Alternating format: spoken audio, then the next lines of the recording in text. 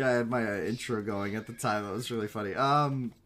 You no, yeah, I need you to intro the Sims for me. All right, so I think I'll just go ahead and introduce at least the positions here. So we have TaToH on the right side near 3 o'clock with, oh boy, certainly a map that can get punished. Certainly a map that can get punished. A massive hill in front of his base with 2 golds. His 2 neutral golds really far away. His main gold really open in front of a hill. Oh boy, the back of his base isn't pretty either. At least his woodline is kind of safe. Vinchester, similar vein there. His golds kind of clumped together. And just let me know when you've loaded in, and then maybe we can both fast forward to be live together. But for now, I'm just watching it from the start. I'm joining the game right now. All right. Oh, beautiful starting screen. Arabia, Huns and Huns. I know. It's something that we just haven't had enough of. I've been playing a lot of HUN-WARs with some of my friends, like kind of in anticipation of this, and it's just so good. It's so good. But look at TaToH's map, and Vinchester's as well, with the gold placements at least. But TaToH's just really screams out to me as a rough map. Do you want to fast forward to live? Yeah. If you haven't already. Let's go. Okay. See how long this takes. Shouldn't be too far behind. So what were you saying about the map? TaToH's map seems real rough to me. Really hard to play. With the golds being so forward. Oh, let's see. Oh, that's true. That's true.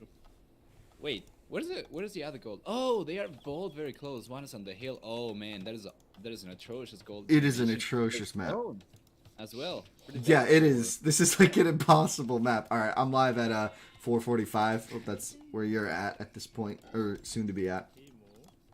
Soon to be at. Cool. Live. Perfect. Cool. Live. Perfect. Oh man. So I'm really just it comes down to how you play this opening though. So TaToH had some really rough maps in his series versus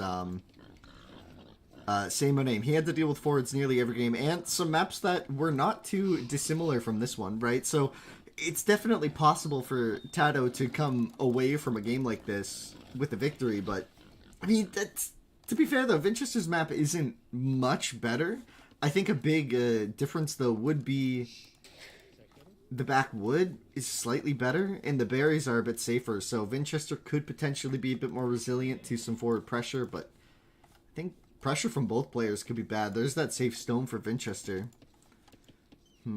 Right. Have we seen any of these players fast castle a lot?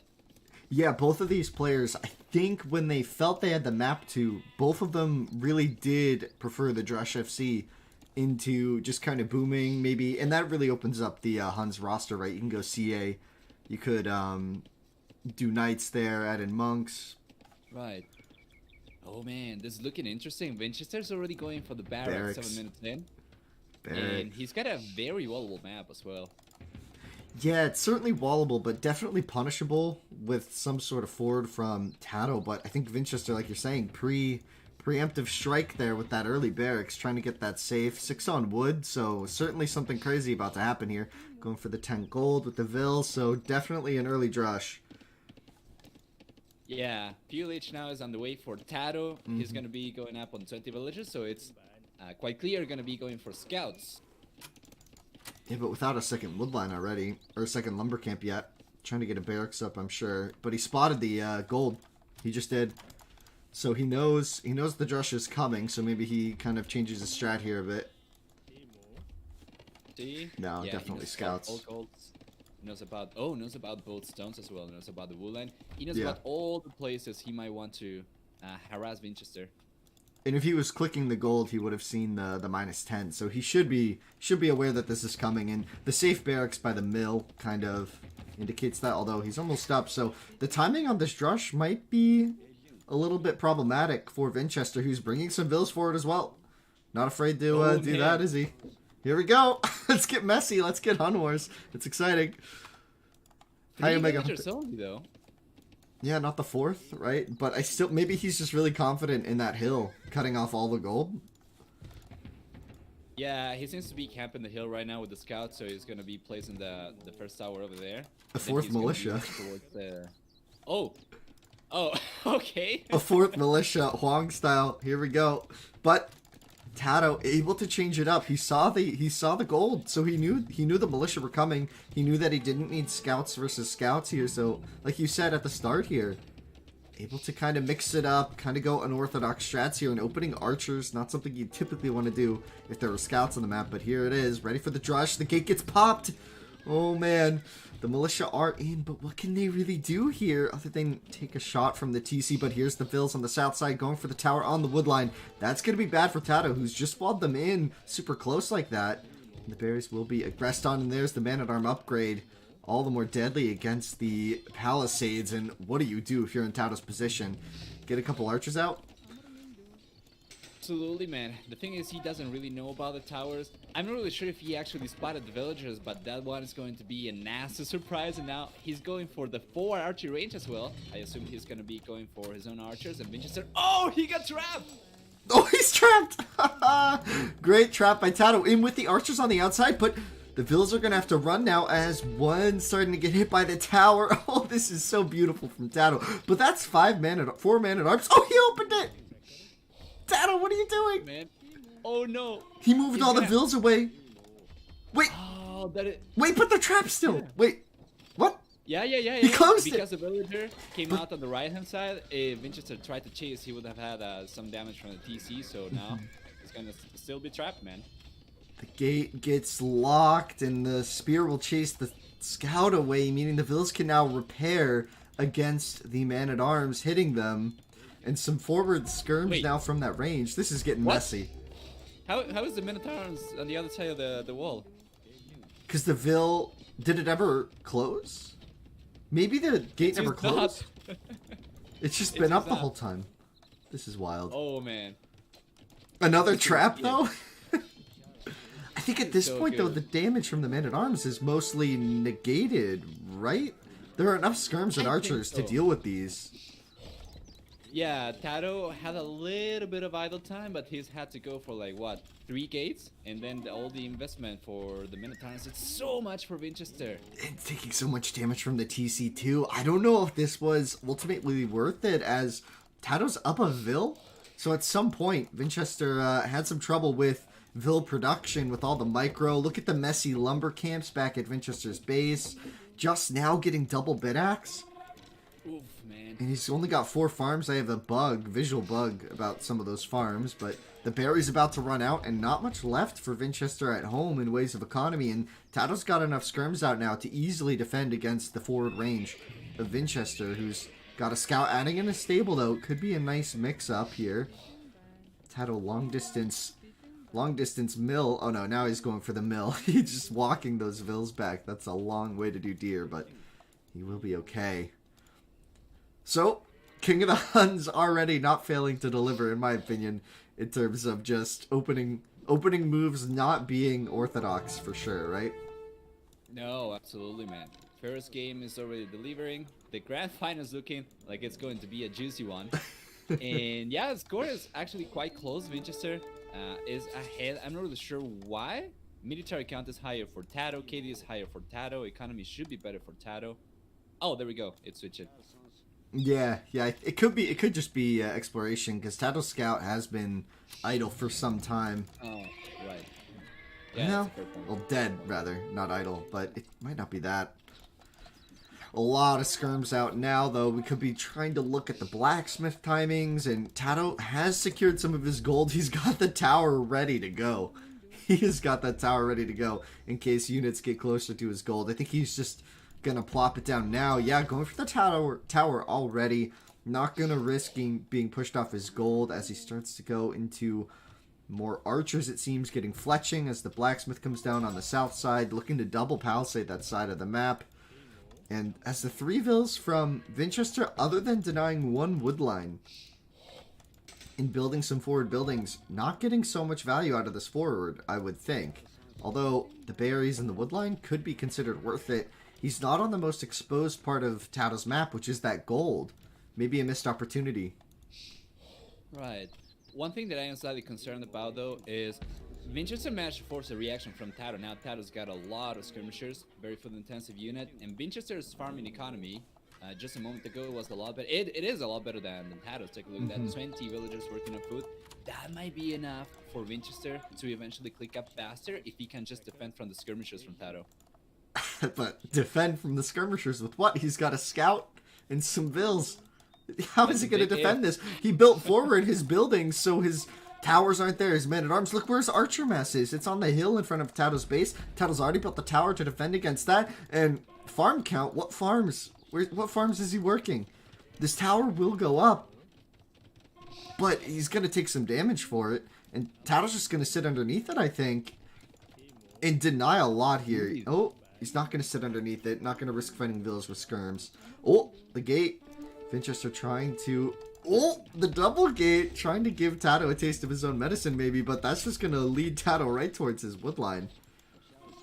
Oh, TaToH may be going to die. Extremely well played. Now he's going to start taking some stone in case he needs to go for additional towers, but TaToH is kind of trapped over here. Vinchester should be able to eventually clean him up. The thing is, the 4 buildings are going to be an issue. He's not going to be able to reinforce his army so much. And now he's on 4 archers. He's going to have to make the men-at-arms play work, but it doesn't seem like he's going to be able to. Yeah, the hill just might be too much here. TaToH almost able to... Once all the men-at-arms are dead, all that's left is 2 archers with no HP. 1 shot each, they go down, and the scout can clean these up. 2 scouts now can clean this up pretty easily here, but I would argue that that's damage reciprocated by TaToH pretty comfortably, who's now on his way to the Castle Age. Adding in 3 ranges. That is true, absolutely. Now, Vinchester is going for wheelbarrow. He had to queue a few extra units, so he's not going to be able to click up himself. Things are looking really good for TaToH. Yeah, it looks like TaToH gonna go for the CA opening. At least crossbow will be instantly clicked. We'll see if he does many crossbow though, because he's had a proclivity towards the CA as one would want with the Huns. And another tower forced up by Vinchester, but he doesn't know about the archers coming in who are gonna start to shoot these vills. One will go down for sure. All these wait, this tower could get denied. Just straight up denied, right? I think so. Oh my gosh, this is so much value. Meanwhile, Vinchester's scouts are idle, and TaToH knows about them. They're inside of his fog of war. He sends the spearmen to defend, and all the vills die, and the tower doesn't go up. Wow, TaToH with the faster castle, and just a great opening so far in this series. 7 extra villagers is not something you expect when one player is going up faster than the other. They usually just fall behind, so everything looking good for TaToH. Now he's going to be adding another stable. Oh, that's going to be the first stable actually. So is it going to be a few knights and then crossbows, or is he going to be going for cavalry archers? I would anticipate just a few knights to deal with potential skirms so that he can raid. Because I see him looking at the openness of Vinchester's map and seeing a knight on the gold right now would end the game, right? So I think that could just be the plan. And yeah, Vinchester's just going to call GG there. As, TaToH was up without wheelbarrow, but, there's just no damage that could be done, right? With 3 scouts, there were a couple spearmen patrolling the base. No damage to be done from Vinchester. That counterattack from TaToH was absolutely vicious. That was fantastic. Masterful gameplay over here for TaToH, pulling ahead so far. Defending really well against the early aggression from Vinchester, eventually overturning the game. This sets up the series in a big way, I think. And look at that, though. Just a little sneak peek there at what he was planning. He did have 3 CA queued up, so with the 3 ranges, definitely going to be preferring that. But he was also doing crossbow for just a few crossbowmen. It's such a cheap upgrade, it makes sense. Oh man, this is messy. This is what we want. That is HUN Wars, in my opinion. Just messy feudals, crazy stuff happening everywhere, coming down to castle, and when it comes out even, you get an even messier castle age. Wow. That makes sense. That trap was everything though on the men-at-arms, right? Really interesting, yeah. And really interesting as well how TaToH managed to make the most out of his horrendous map, and Vinchester, who had a beautiful map to work with, ended up kind of getting wrecked over there a little bit. Yeah. Something I've kind of noticed quite a bit is when players go forward, and this is something that TaToH did to say my name time and time again um, in his semifinals match, was Say My Name would do something similar where he would, go really forward and force TaToH to, react, defend, do defensive towers, kind of play this weird open map. But TaToH was able to defend it each time and then just counterattack and get the damage in. I wonder, what's your thought on on walling when you're ahead like that? If you're in Vinchester's position, he secured a lead, but back at home, no means of defending his base against any counterattack. Maybe a bit disrespectful towards the potential that TaToH had there. I'm wondering if maybe walling up behind that, or just there wasn't enough time. I think so. I think he could have done it. I think he could have done it.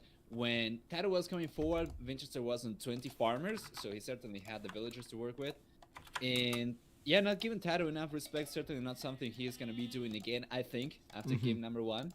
But yeah, you either go for forward buildings and walls back home, or if you don't want to wall back home, you should be able to reinforce your army or have proper defense to set up. So yeah, Vinchester didn't have neither. Wasn't capable of doing enough damage to TaToH, so then it was basically a walk in the park for the blue player from there. Indeed, and the next game is up. I've loaded in. I sent you the key or whatever it's called, the ID. All right. I'm not sure if you're in just yet, but oh man.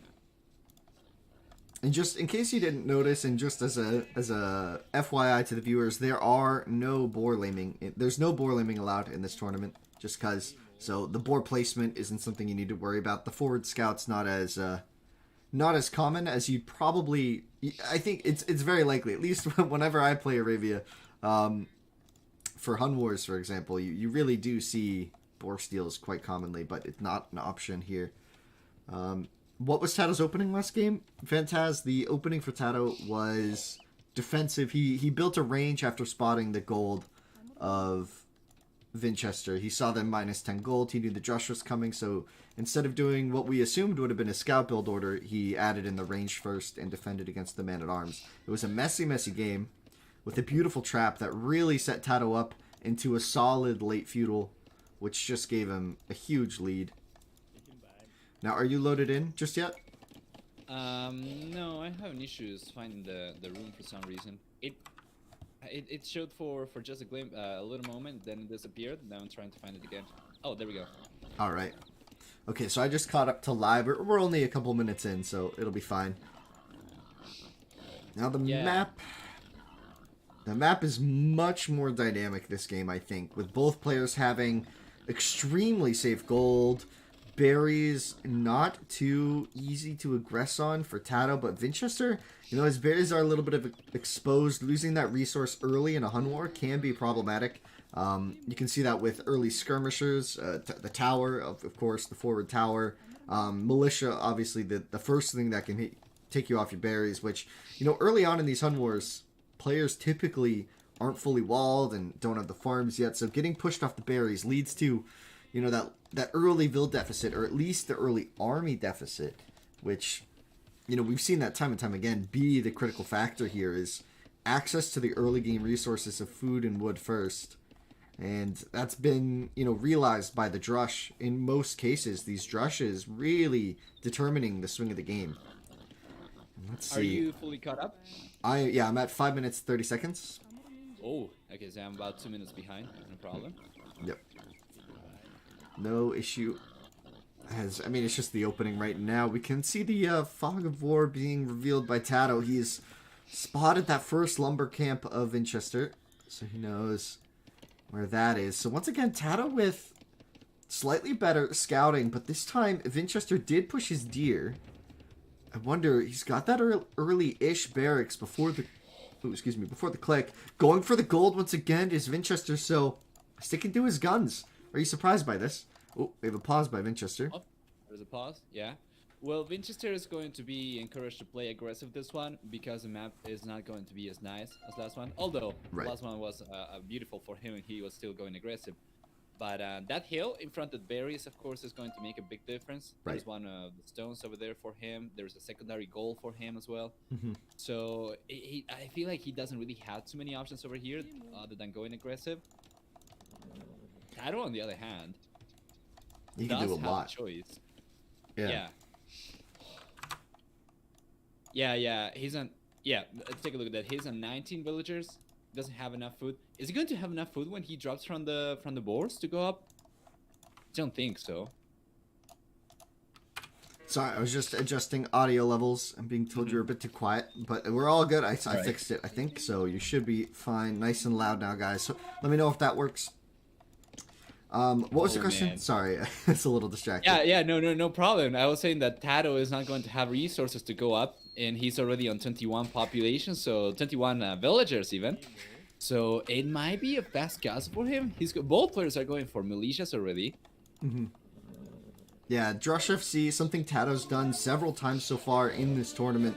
But we saw it mostly when he was up against weaker players, and it just worked beautifully. Here, a player like Vinchester is certainly going to be more capable of punishing such a play, but it seems like the build orders are nearly identical.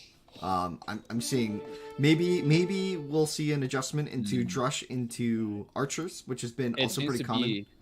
Yeah, it seems to be Drush and archers. 23 villagers, both players going for loom. Both should be able to go up as well. Yeah, it's going to be archers. But the militia fight is where it's really going to matter. Who can get the map control? Looks like TaToH, with his scout in the mix, is going to be coming out ahead in the militia fight. But he did take damage on his scout. But meanwhile, Vinchester's scout idling the entire time here. But Vinchester has been prioritizing damage onto TaToH's scout. So when the feudal ages come in, Vinchester will be able to win the fight here for sure. And Vinchester now going to clean up the militia. TaToH gonna get lured away and just trying to reciprocate the damage onto the scouts, which is pretty similar. And now we do see Vinchester going forward.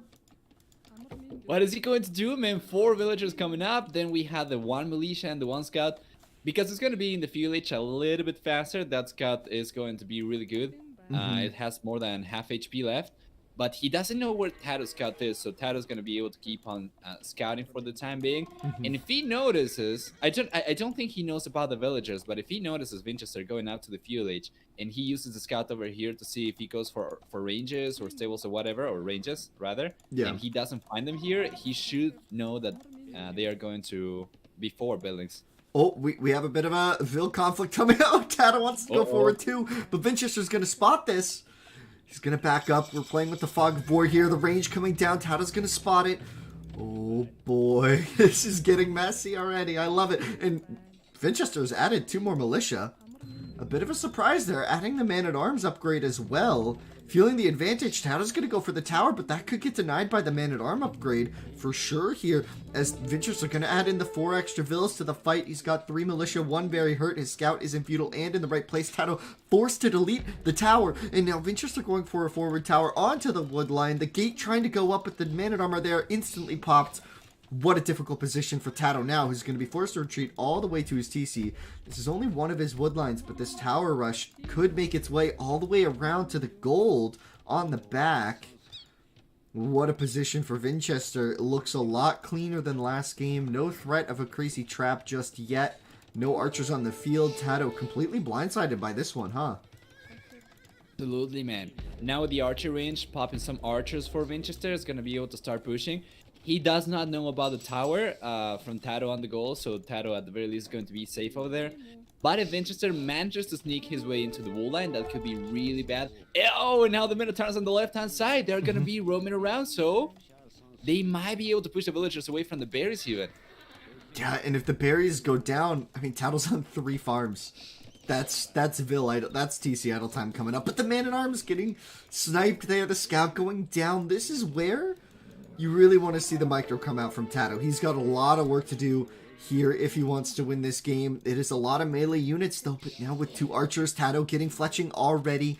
He's idled his oh no, he's not idling his range. Just now getting the 3rd archer. Seems a bit late though, as we don't see the blacksmith yet from Vinchester, who's doing more stone. 6 villagers on stone. My oh my, he wants a lot of towers here. As now we get the archer micro. TaToH getting out micro by Vinchester there. Losing the scout and an archer. When TaToH has... Oh, there is a blacksmith. Where's the blacksmith? Oh, yeah, he's got the... Both players right with fletching. And now the tower going up. TaToH's in trouble. Man, this is the kind of decision making that we saw from from Vinchester rather, that you don't get to see every day, especially at the mid and lower elo ranges. Oh man, you see, because he didn't go forward with the archers earlier on, rather with the Minotaurs earlier on, he didn't get cleaned up because he could have gotten cleaned up by TaToH, and now he's got the Minotaurs to push skirmishers away with, and he's got enough archers left over to protect the villagers building the tower as well.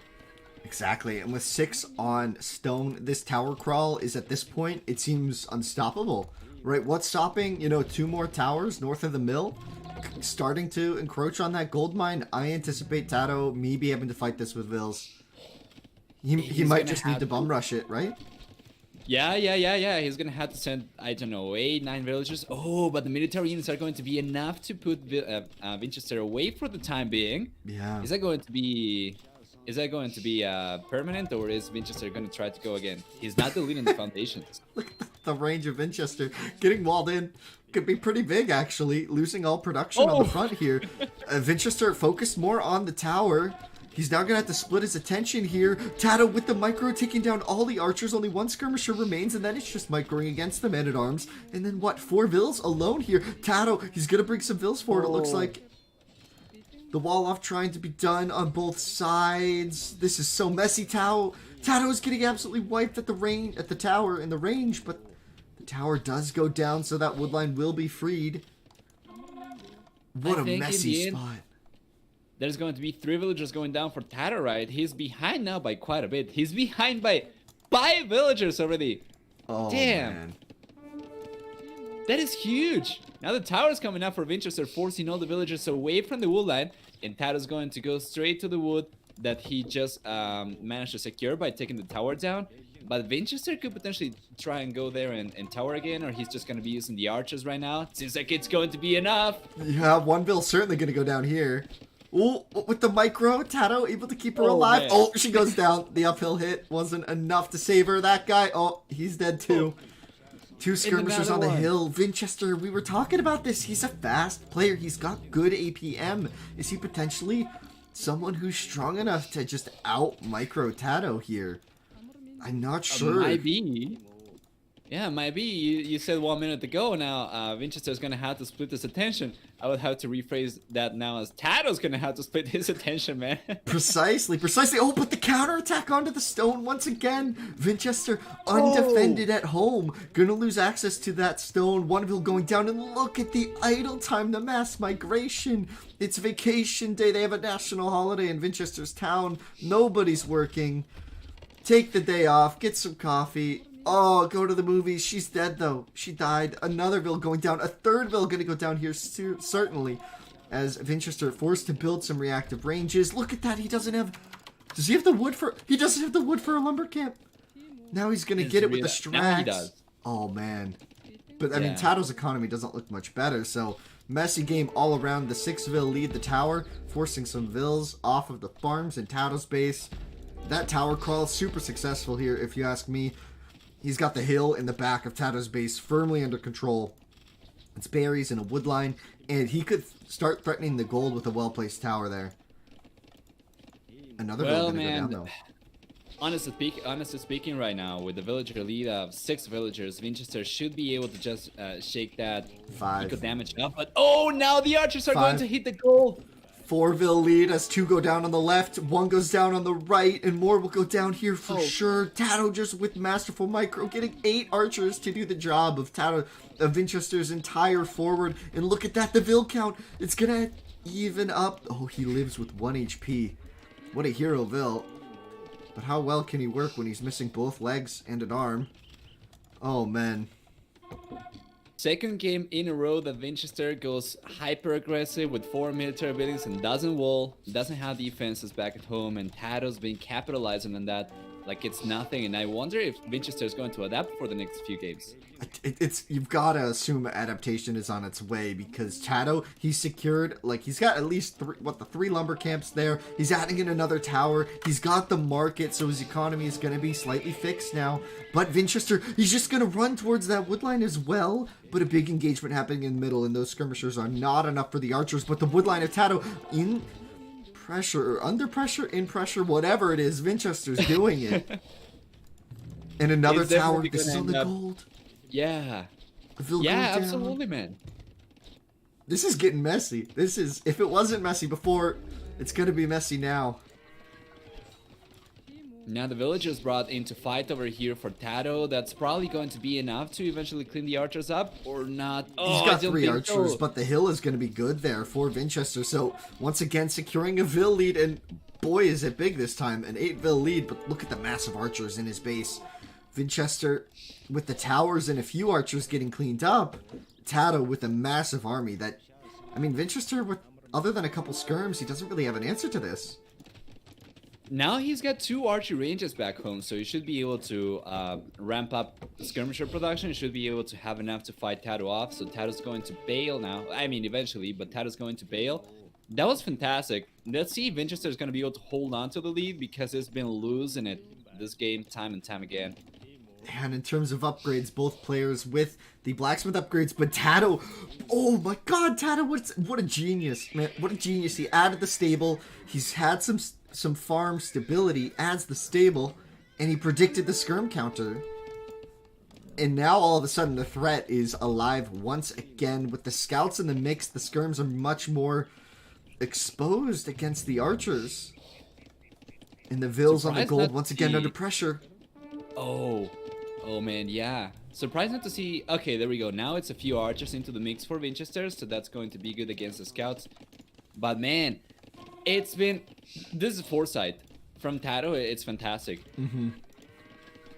It's beautiful. Adding in another stable too. I love it. I love it. But Vinchester doing wheelbarrow, is he near the click? Or is this just so many villagers you got to get wheelbarrow out? No, he's not quite near a click to Castle Age, especially if he keeps producing from 3 ranges.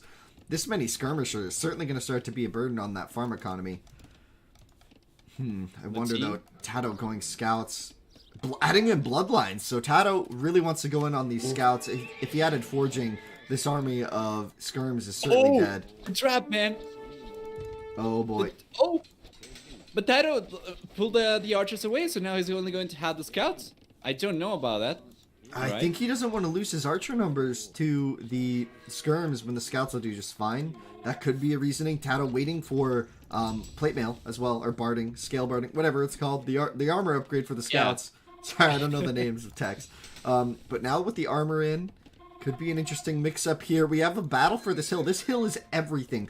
If TaToH secures this hill, transitioning into the Castle Age, that's GG. The tower, the hill in the back of his base, though, needs to be defended as well, as Vinchester's just calmly chopping some wood there.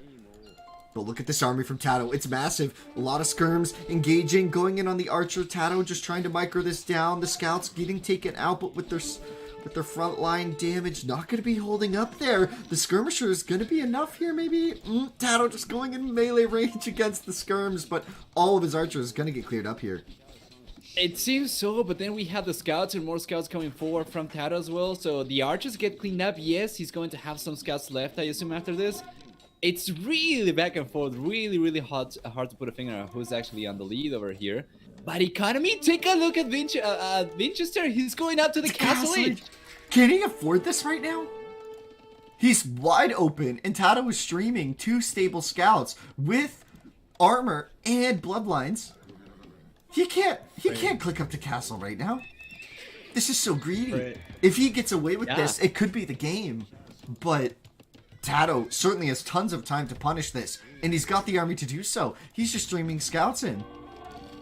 Look at the gold on the back. Right? There's 7, 8 scouts in his base now, and all he's got is what, 2 spearmen, 4 spearmen, and 8. Oh man! Look at the gold. Oh my gosh! All the food being put to Castle Age. Certainly going to start adding up. The spearmen going to get forging to help them out against the scouts, but that's not the biggest aid here. Really needs something to defend. Adds in his stable. Looks like he wants to go knights of his own, but he can't get wood or gold. Oh man, this is going to be tough.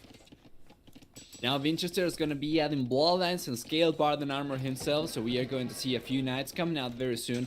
TaToH so far hasn't been able to do too much damage. He manages to get 1 villager on the goal. Now he's going to be getting another one. It seems like it's going to be 2 for sure. But in the end, he should be getting cleaned up. We have a lot of spearmen over here for Vinchester.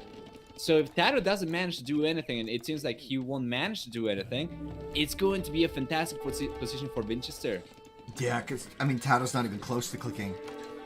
He's getting the gold mining upgrade. He's all in feudal until this game ends. And I wonder, though, these 6 scouts, if he pushes Vinchester off gold, he's only got, what, 200 gold in the bank right now? The woodline being pressured here. The castle age is in, but how many knights can he get out? One of his stables was denied for the time being. The Goldville's gonna go down. TaToH, though, gonna lose a lot of his army here to the skirms. The Ville's fighting effectively here, but look at the economy of Vinchester. He's castle age, but what is he gonna do here as the skirmishers getting hunted down? Another 3 scouts joining the fight. 1 knight, is that gonna be enough to turn the tides of this battle? I don't know. This gold mine in a lot of trouble.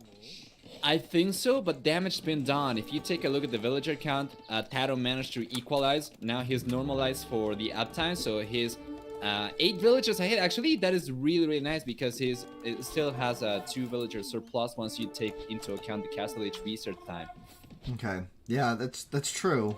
That's true. Now, Vinchester does have wheelbarrow, just TaToH. TaToH does not have wheelbarrow yet. So that's another factor. Yeah. That's another factor there. The TC, though, he's just taking so many Ville losses at this TC spot, though. As the Knight trying to clear everything up. TaToH does have a few Spearmen in the mix to be threatening against the Knights, but TaToH just going to back out of this one. No more damage to be done here. Potentially, the Ville going to get sniped, turning around, trying to fight the Knights. These Knights are so very expensive. One going down against Feudal Army is just unacceptable. Look at 3 more Spearmen coming in to join the fray here. The Scouts need to stay alive for TaToH, though. If he wants to be any sort of threat against the Villes, the Skirmishers and Spearmen just not going to be enough. Oh man, this is so messy for Vinchester. This TC gonna go up, but at what cost? And is a TC what he needs right now? I mean, I guess it secures the gold, but... I think it's going to be good enough, and I'll tell you why. TaToH knows that he's on the clock, because Vinchester is already up. It's going to be a matter of time until his army, Vinchester's army, gets large enough that TaToH's not going to be able to counter it, so he knows he cannot let the pressure up. If you take a look at TaToH's base, he went for 3 additional barracks. Was producing Spearmen non-stop. And just 30 seconds ago, the minimap was a stream, an endless stream of units from blue going towards purple. Now that has stopped a little bit, but TaToH's going to send 4 villagers. I don't know about this, man. I don't know. It's looking pretty desperate at this point. It looks like Vinchester's castle age is going to pay off here. I mean, two stable knight is constantly producing for Vinchester now. I mean, it's going to hurt his eco a bit, but adding in some CA as well to help counter the Spearmen. This Feudal Age army, once there are 2 unit types on the map, the Feudal Age army can be out-microed, and this is what HUN-WARs are all about. The micro, the cav units. It's just oh so fun to play, oh so fun to watch, and boy, what a show. For sure here. I am beyond pleased with these games so far. Man, that is so good. Game number 2 was already so messy. Game number 1 was fantastic. I just don't know what to expect for the rest of the series anymore. Oh, and the forward villas on the stone gonna get absolutely mopped here by the Knights. Caught out and killed here. Vinchester, merciless. This is merciless. That's gotta be borderline GG, man. TaToH's only 1 villager ahead and he's not clicked up just yet, and taking a look at his economy, he's not going to be able to click up anytime soon. With so many knights coming forward, the villagers and the gold over there could get cleaned up, although a few defensive spearmen over here for TaToH are going to prevent the knights from taking any lives. That's funny, a few defensive spears. That's one way. That's a light way of phrasing TaToH's defense strategy here.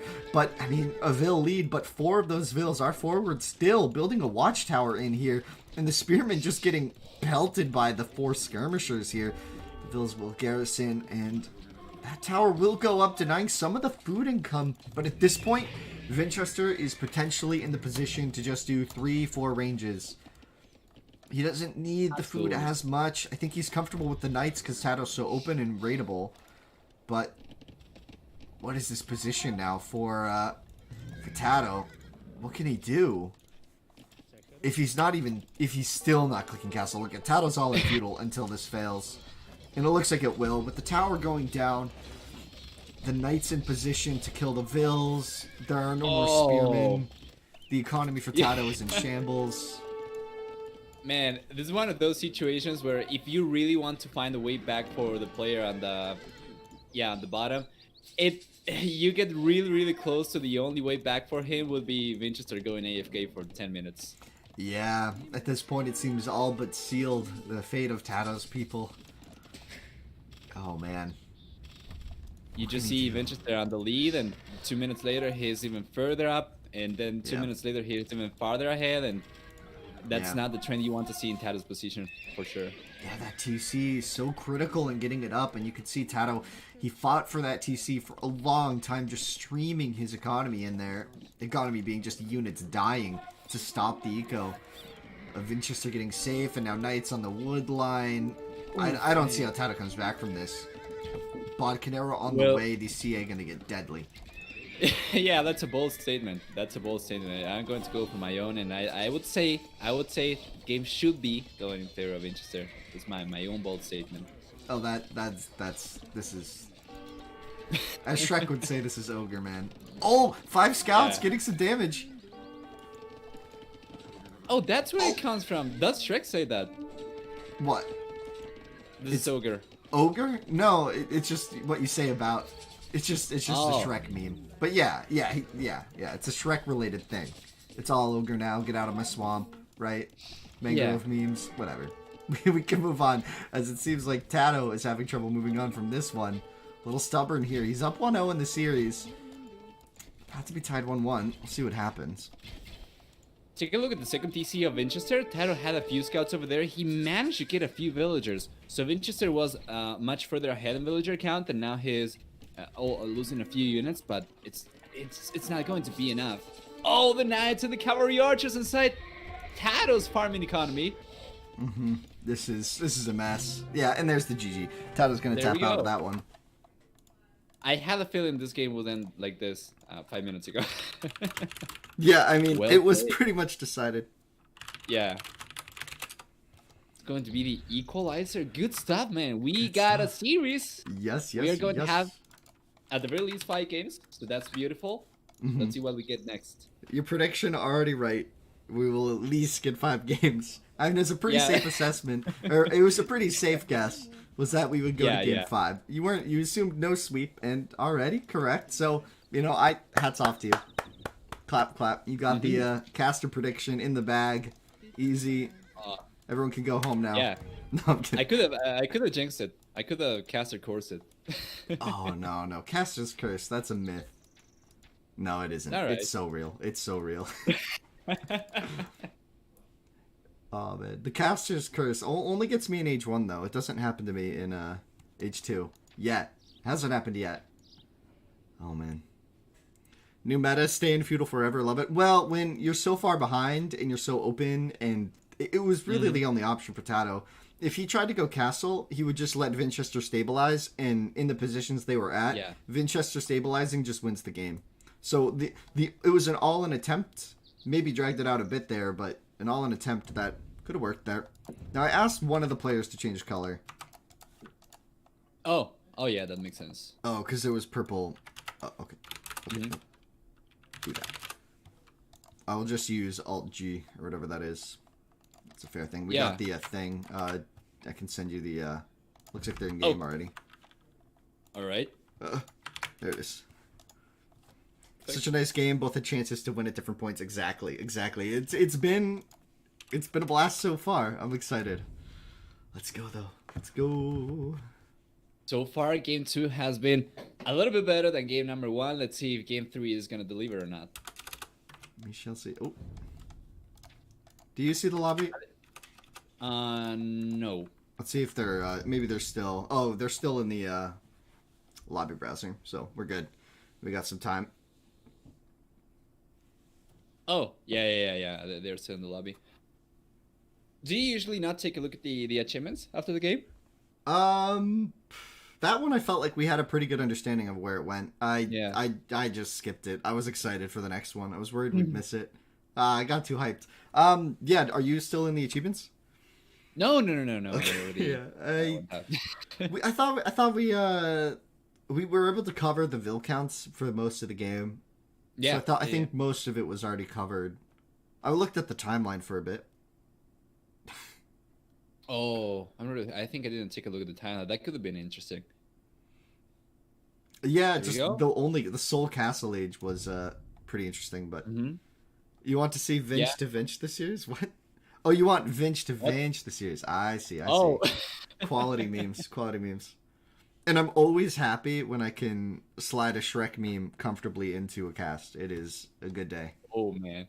I have a viewer that will love you, absolutely love you. He's with the meme Shrek, Oh, with the Shrek memes all the time. we Game's are already in. up? Yep, we're good to go. Oh, okay. Let me refresh it. Not finding it just yet. Oh, there we go. Oh no, it disappeared. I don't know why it does this. Shows up and then it disappears instantly. Yeah, it's super buggy. It is super buggy. All right, well, I'll give you a second to catch up. I am going to speed up to live, though. Oh, okay, we just started this game, so we're good. Yeah. We are good. We're only 40 seconds in, so you're not missing much here. The maps... Okay, let's take a look. TaToH, once again, very safe gold. 2 nice wood lines, kind of on the sides of his base. No backwood, really, to retreat to. This a TC spot in the back would be kind of exposed, mostly farming gold there. Berries nice and tucked away as well, though. Nice TC spot on the right with the gold. Able to get an early deer push as well, so TaToH's going to be happy with this map. I think the hills in front of his base could be an issue. The one on the left, though, not nearly as punishing as the hill in the back of TaToH's base in the previous game, which Vinchester punished oh so effectively. I mean, those 4 towers on the back of his base really sealed the deal. You know, at the start, Vinchester's aggression didn't quite pay off, but when he was able to get those 4 villas around the side of the map onto the berries, really opened up the entire game for him. And now looking at it here, doesn't seem like the same potential is there for a forward to be as successful as it was. I mean, you can always be proven wrong. I mean, towers are always strong when you can chain them together like Vinchester did, especially when you combine them with the man-at-arms and the early range and the forward range at that. I mean, Vinchester twice in a row now, 1 successful attempt and 1 unsuccessful attempt at a full-out forward. He had forward buildings, forward towers, forward vills, forward militia, everything going aggro. What's your prediction now, Nova? Do you think Vinchester does it again? I mean, it worked in game 2. Why not game 3? Right. Yeah, so it didn't work in game number 1. He learned for game number 2. My prediction would be that TaToH's going to learn from game number 2, and it's going to be closer to game number 1. But that's just trying to find the pattern, right? Yeah, we'll see. If he does it in game 3, we definitely know that he kind of came into this with some sort of preparation in mind, with a plan at least. If he does it 3 games in a row, you know, it's something. Because Warrior, Vic Warrior, was also in this tournament, and they definitely practiced the setting. They practiced. This is if you haven't noticed, we're playing on HC3 Arabia, so you're probably familiar with this map if you were watching the HC3 tournament. But you know, they were practicing on the map, the HUN-WAR style. It's something that, you know, Vinchester, he told me he's excited about this tournament. Oh, TaToH, gonna lose a vill. He's gonna have to house trick it. Oh, wait, he loses the vill anyway. Oh, no. He lost it. Oh, that's super bad. You can't afford it at this stage. Not now, TaToH.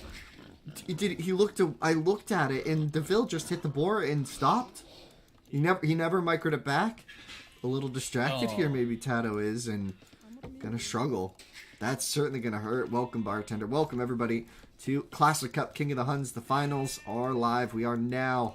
That doesn't mean anything, but we are it. We are now it. I don't know. Stop me. Someone stop me. Having 1 extra villager at this point in time is so big. For anyone who isn't familiar and how the eco lead works, for every extra villager that you have, every extra concurrent villager that you have compared to your opponent, you're going to be racking in 20 extra resources per minute. So you might say, yeah, okay, it's not going to be that much, it's not going to be a big deal, but after 5 minutes, it's going to be 100 extra resources that he's going to have. So that could potentially delay TaToH's uptime a little bit.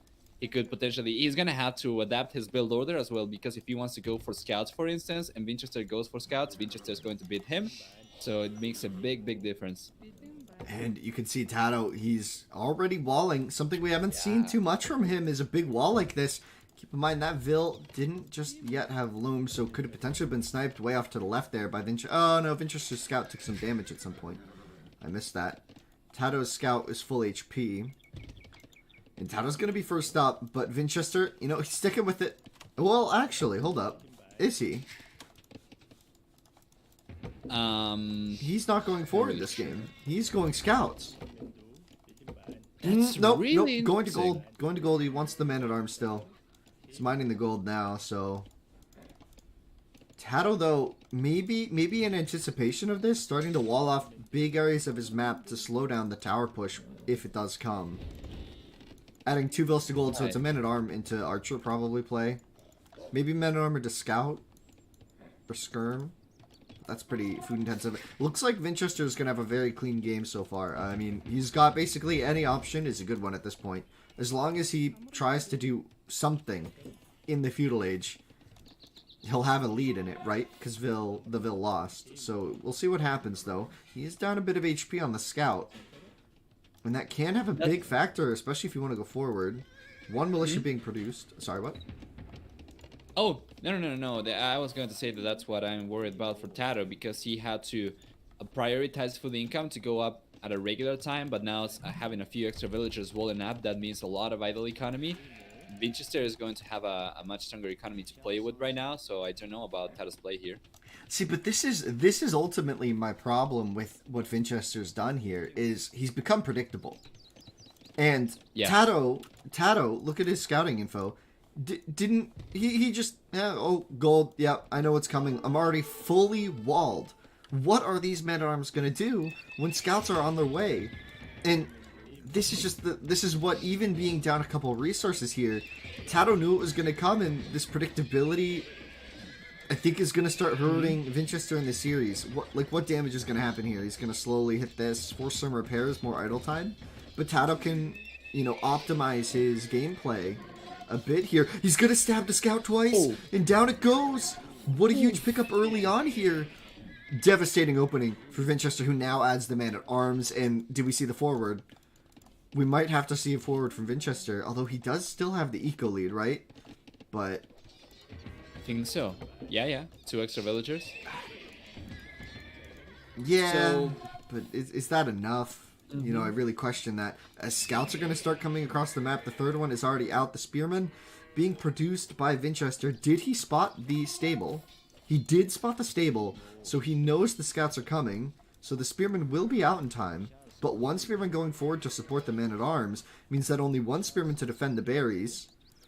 TaToH can outmaneuver this. That's going to be a 3rd spearman produced, and, well, there goes those 100 resources you were talking about, right? So that's kind of what this opening, to me, is telling me, right? It's these spearmen are just going to be kind of useless units, except to deter attacks. Yeah. Whereas the scouts could just find value elsewhere. Now, that being said, the barracks still getting hit, and there we have the range, so we're going to have a pretty dynamic... Vinchester. Not quite getting... Ooh, almost ran back into the spear. Not quite able to get the kill, but, you know, a little bit of idle time, forcing some inefficient, you know, Vil locations around that lumber camp. And Vinchester's still wide open, and, you know, a couple skirmishers, and the man-at-arm get repelled. Going for the opening archer, he does have the really safe gold, TaToH does, and now, whose position do you favor? I mean, down a Vil hurts, yes, Yeah. but I think TaToH's played it well enough. Still gonna be liking TaToH here a little bit better, because his reaction, his adaptations have been fantastic.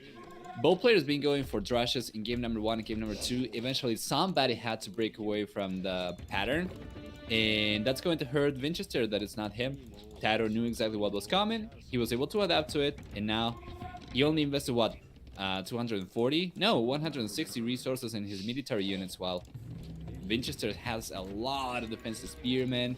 He went for the man-at-arms upgrade. He's going to lose those to the archers as well. I know, they're just standing still that entire time you're going on about the resources, and we're just watching TaToH, 1 archer, no fletching, just take away half the HP of the man-at-arms. He's just sitting there taking it. Target practice for TaToH's units. They're going to be leveled up by the time Castle Age comes around. That was a weird joke, but let's move on.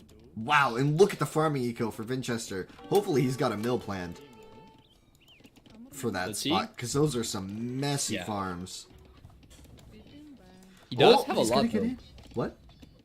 He does have a lot though, compared to Yeah, TaToH. yeah. Adding the blacksmith, he's going to be prepped for the click pretty soon. He's doing wheelbarrow, a couple more vills. He'll be able to click. He's really oversaturated on his berries. He's adding in the scout, so maybe he wants to kind of reciprocate a more heavy investment into the feudal age. But I mean, the man-at-arms cleaned up. It's looking pretty good for TaToH, who's now walled, which means, you know, a slightly faster castle time isn't that scary when you're walled. And here's the counterattack with the archers and the skirms. Once again, forcing the vills off the berries. That's the second time TaToH's able to force some idle time. And there it is. There's the tower. That's the damage. That's what TaToH was looking for. That's a successful feudal age in my book. When you're down a vill early on to the boar. Yeah, absolutely. Now TaToH's even going to be 2 villages ahead. Of course, Vinchester went for wheelbarrow. This is something that's really nice for the purple player though. With wheelbarrow and 14 farmers working at this point in time, he's going to be able to go out to the castle edge so fast. TaToH, on the other hand, he's on 350 food. He's on, well, 17 food workers, so he's going to be racking in some food too, and he's got a good amount of gold miners. I think he's going to be able to go out to the castle age a little bit later than Vinchester, not too much. But now that Vinchester's wall himself as well, I think we are not going to have too much action until the castle age hits. Yeah, I mean, I like that. I like that. We just had 2 really exciting feudal age games, and now we get something a little different, which is going to be kind of, most people probably think of HUN-WARs as CAs and knights, right? Or they think about it like kind of like I think about it, which is just hyper messy feudal ages, right? Where you just constant fight. Kind of more like what TaToH did in Game 2 is what I love about HUN-WARs. But you gotta love CA Knight combos. Who's better? You know, it's just pure micro, it's just raw. Such a raw form of the game. Not too knowledge based, you just need to be able to spam the units. It feels a lot like Age 1, which I love. So let's see, adding in the third range to TaToH. Probably going to add in some early crossbow on his way up. Yeah, just a couple seconds behind the castle click, like you said. And both players going to be doing crossbow early into CA. Add in a few knights, add in the TCs when you can. Going to be some straightforward castle age. Let's see who comes out on top here. Is going for the 3rd archer range, so if he goes for cavalry archer, is going to be able to outproduce Vinchester. I don't know if Vinchester is going to go for the 3rd one or not. By the way, quick question. Yeah?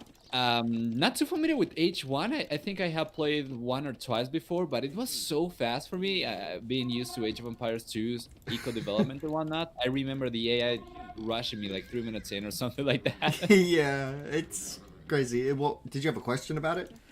Yeah, is that actually the case for H1? Is it much faster paced than H2? It is a very fast-paced game in comparison to H2. H2 is a big slowdown in comparison. I mean, I've played both of them. I like to think at a decent level, and they are very different. They're super similar in many ways. But yeah, the speed at which the game progresses is fast in H2 and H1, as well as just the combat is much quicker. Like the stats on units are a bit higher, so combat is just faster. And so are your vills. Vills are just far more efficient in H1 than they are in H2. They move at like lightning speed. But anyway, let's focus on the game here. We have Vinchester going straight. So this is a big difference here. Vinchester skipping out crossbow. He didn't produce army on the way up. We've seen this quite a bit in the tournament so far. Our players going for these different strategies. And what this gives you is a bit of time with the crossbow attack before, you know, you get bloodlines, husbandry, and, you know, thumb ring, which really make the cav archer strong. You have this massive crossbow that we see TaToH having. Gonna deny some vills, some expansion routes, but, you know, just the 2 archers from Vinchester are not going to be too bad at doing that either, but 1 CA will clean that up, and TaToH's TC certainly going to go up. Shouldn't lose any vills with decent micro, but look at the wood line, the food, so many vills going down. 3 villagers so far that went down for Vinchester over there, and one thing that it's really worrisome for Vinchester is that the crossbows should be able to break through the palisades without too many trouble, so... Oh, now we have a Scorpion and the cavalry archers. All right, Vinchester should be safe, but he's going to be playing the defensive game. Yeah, huge investment, and that's the beauty of the crossbow opening. I've loved this. We had a couple players kind of do it really solidly, and TaToH, not one to shy away from. You build the 3 ranges for the CA. You might as well use them on the way up. Make good use of the resources, and then get value out of them. As long as you get the value, which TaToH just certainly did. He forced out 2 scorpions, the workshop, a 3rd scorpion being produced here, which, I mean, it's shut down easily by a night or two, so... And the mobility of the CA, certainly going to be able to not lose anything to these scorpions. The crossbow, on the other hand, probably going to get cleaned up here. Unless TaToH brings out some crazy Leary micro or something. Not seeing it, though. He's just going to back off. Yeah. Get the woodline getting harassed, too. Before backing up, he was doing a really good job scattering his units around, and he was able to get a few repair villages from Vinchester. Take a look at the villager count already. Oh, my. That is massive. A 7-vil lead. And TaToH's on 3 TC. Vinchester only on 2. Oh, Vinchester's on 1. Where's his second TC? He hasn't even built a second. He's all in with only 3 ranges at this point. This could be interesting. He has had better production. He will have ballistics a little bit quicker. He did add in that university in the back, but did TaToH already do ballistics? He has a university. I'm going to check right now real quick. He does have it, yep. So both players going to have ballistics here. The CA fight is going to be interesting as, oh man, the Scorpions are moving across undefended.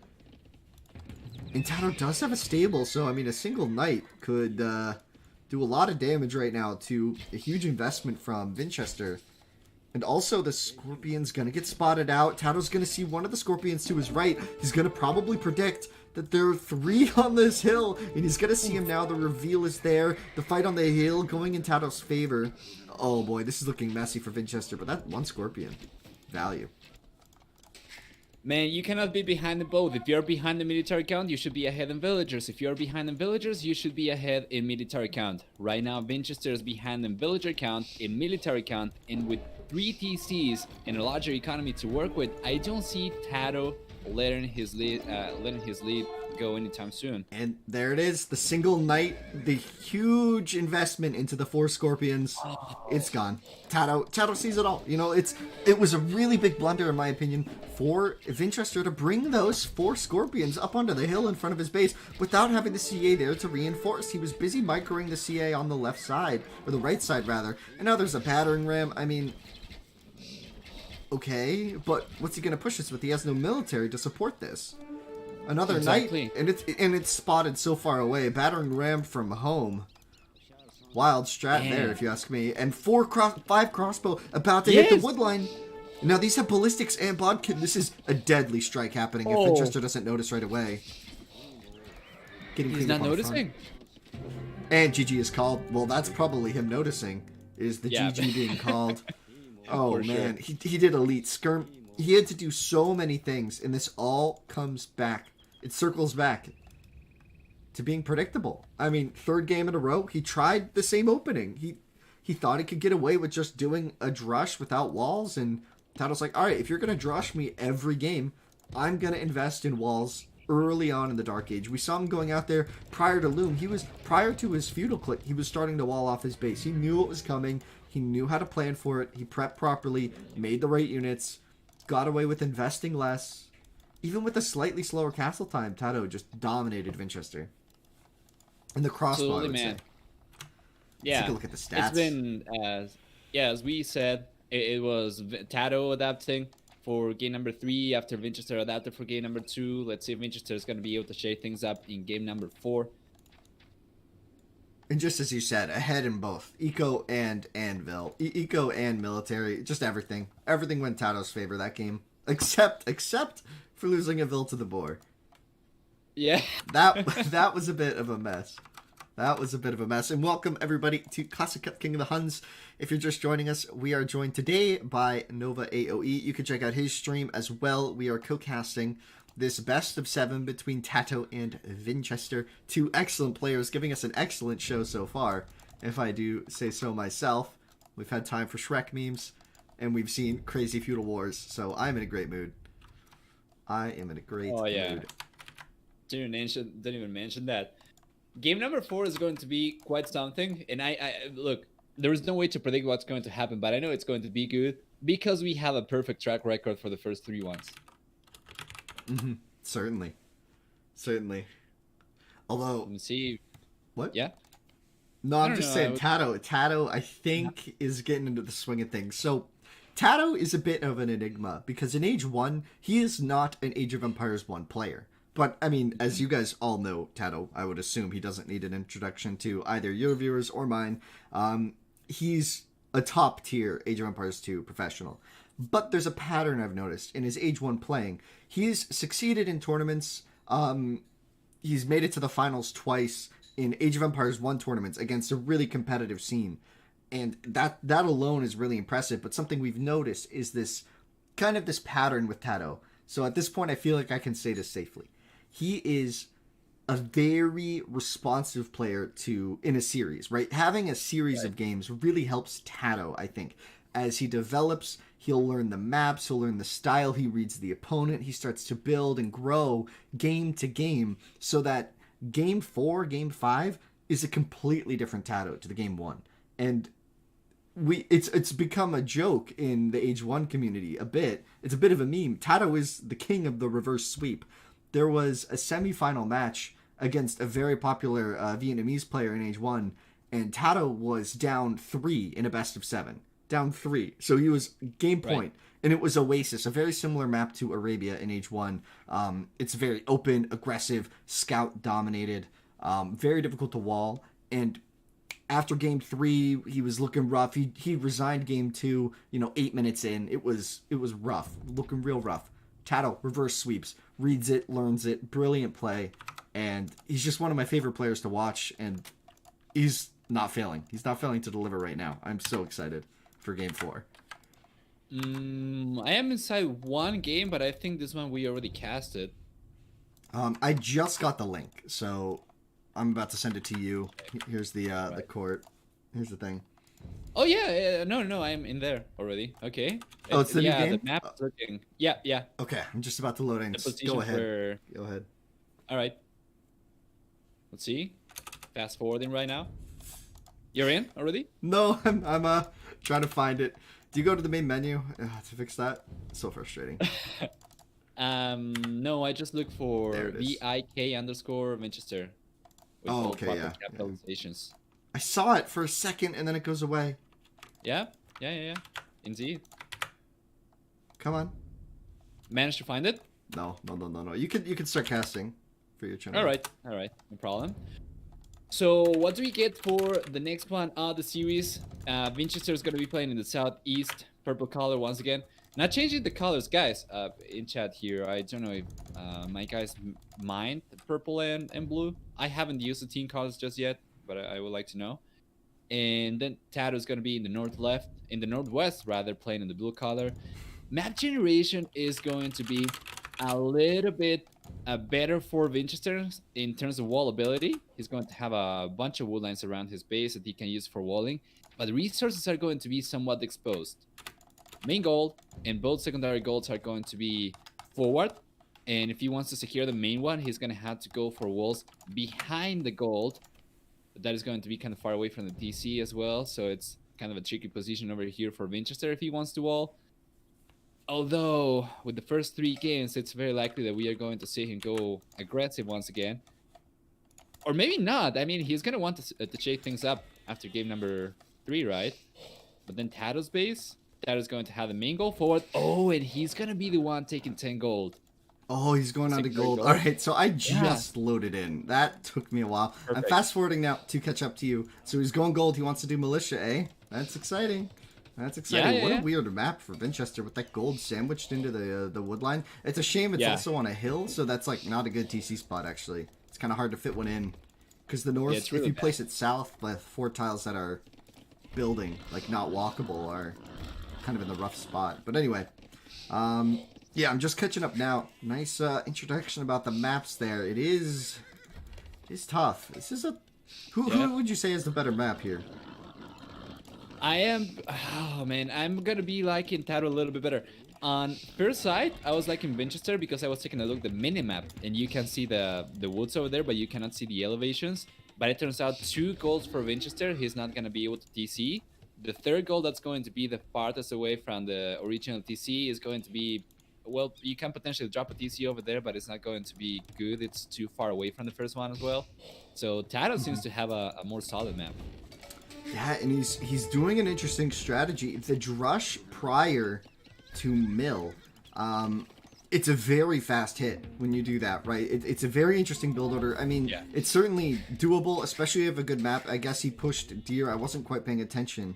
Oh, no, he didn't. He still has his 3 Deer on the north side. Now going to long distance walk them, but losing all that HP on his scout, do you think that's going to hurt him? As we see a pretty similar play from Vinchester. He's going for the 2 on gold. Looks like he just wants to do man-at-arm opening. He's content with it, but the Drush is coming. Vinchester is going after the fuel H, so if he manages to hold on, he already walled the gold miners. If he manages to hold on, he should be able to eventually push TaToH away with men-at-arms. The problem is that TaToH is already on 22 villagers. He's walled the front of his base, so he can potentially go for Drush Archers or Drush FC. He's going for the full walls, man. What do you think he's going to go for here? This is a tough map to Drush FC on. The gold is there, but look at the way he has to defend it. It's Oh man, the berries for Vinchester. oh he's gonna lose a Vill. He could potentially snipe the scout though. I think he just sacked the Vill for the scout. He doesn't go for it though, allowing that scout to live. We're talking about the low HP on the scout before potentially being a problem for TaToH, but not gonna be an issue. And there it is. And look at the mill being really rough there. I mean, the Vills could be exposed now on the wood line, but it's a big wood line. He'll be safe there. And look at the forward from Vinchester, adding 4 Vills forward. Could start to batter it down. Could go for some stones soon. TaToH might spot that, though. The 2 stones on the far right, which is exactly where the Drush is going to go. So it'll be 1 tower for now. And the man-at-arms potentially going to get walled out here. TaToH needs to put a little bit of a kick in his step if he wants to finish this wall in time. Does he know that this is coming? I don't think he does. Oh, he's going for the walls. He does. He knows. He knows. Oh. TaToH, he does it. Oh! But it's solo HP, and there's so many Vills here. There's so many things that could batter it down. Oh, just in time on these palisade repairs. He might need another Vill here to defend this, as the Drush is going to start hitting it. Wait, is it open on the north? No, he's just going to drop a tower on the side. That's going to cover both of the stones of TaToH. Could be a problem, but look at that. The Vill's idle on the wood line trying to repair the palisade, and Vinchester's got to pay attention. Will get the repairs, adding in the range at home. Only 2 on gold for now, so maybe 2 archers he can afford. TaToH sending 4 Vills to the right here. TaToH's going to go forward. Oh, man. Oh, the counter forward coming. Oh, no, it's a lumber camp. That's a shame. Oh! That makes sense though. Right. He needs a new lumber camp. That's just logic, right? But Vinchester can't safely get the stone at his base. It's just gonna take the stone from TaToH's base. Why not, right? And let's see the full wall from TaToH needs to come down in time. It's gonna be closed. There's gonna be a 1 tile gap. Vinchester's just gonna sit in there. He's got the scout. Oh, but it gets walled out anyway. Oh, and man, now the scout's exposed. TaToH sending 2 Vills forward. Now he's going forward. He wants to tower that gold. He's going to tower the gold. With 2 villagers. Yeah. Well, it's a really safe tower because he knows where the scout is. He knows where the man-at-arms are. Very low chance of getting spotted, and you can see TaToH placing it. He knows exactly where he wants it to go. Oh, man. For sure, man. Defensive range for TaToH now. This game's going to get messy. I'm telling you that. Man-at-arms for both players, but the man-at-arms almost dead for TaToH. The HP on the man-at-arms much better for Vinchester. Also, Vinchester's scout nearly full HP. TaToH's almost dead. So, Vinchester, or did TaToH lose his? TaToH lost his scout. So, much better position overall for Vinchester right now. But the 1 Vill deficit could start to add up. Could be. Yeah, it could be adding up. TaToH's getting the tower out, so he's gonna be pushing Vinchester away from the gold. And that was the closest gold that. Oh, sorry, what? Look at the tower in his base, though. TaToH is gonna be open on his gold, so that's a bigger hit, though, because TaToH just out of the second range. Looks like he wanted to make some archers to deal with the man-at-arms, but the tower is gonna start to threaten him, especially with the 4 man-at-arms to back it up. And now a fresh man-at-arms from TaToH. The tower is revealed. The Vills will retreat. He's gonna try to quick wall it out. He will, but the gold is gone. And like you said before, the golds are so bad. Yeah, that was a fantastic reaction. Vinchester overall still going to be in a better position, I think, despite being 1 villager behind. But I was talking about this with a with Hallis. I think it was on my stream the other day, and I said, if you know what your opponent is gonna go for, does that mean you win the game? And he says, no, that means that you're going to have a little bit of an easier time defending, but it still can't go their way, even if you know what they're going for. Oh! This could be a GG right here. These man-at-arms fighting the Vills. One Vill gonna go down. A second will as well. Oh. A third. Oh boy, this is messy. TaToH needs to survive here. Losing so many Vills on the wood line. A 3-Vill lead. Suddenly, everything starts to look so bad for TaToH, who just needs to defend this wood line at all costs. His gold is under pressure. The Vill's dying. That's another Vill. A 4-Vill lead now for Vinchester. Is this potentially winnable for Vinchester, who's been long distance mining some stone, though, so his economy isn't looking hot at home, to be fair. And some of his forward Vills are still just mining stone and adding towers in ever-growing problematic spots for TaToH. Oh, now that TaToH lost a lot of villagers over there, even though Vinchester was one villager behind for a good chunk of minutes over there, take a look at his economy, man. Yeah. This is tough, but TaToH got us free gold. I mean, TaToH's on 3 farms, though. He can't afford...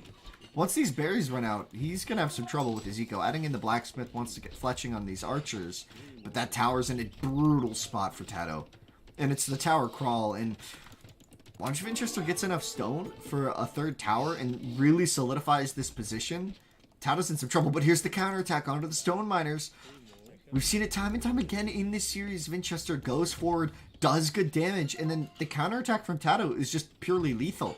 And it just leaves Vinchester so exposed. But I don't know. This is, what, the best lead we've seen from Vinchester yet, I would say.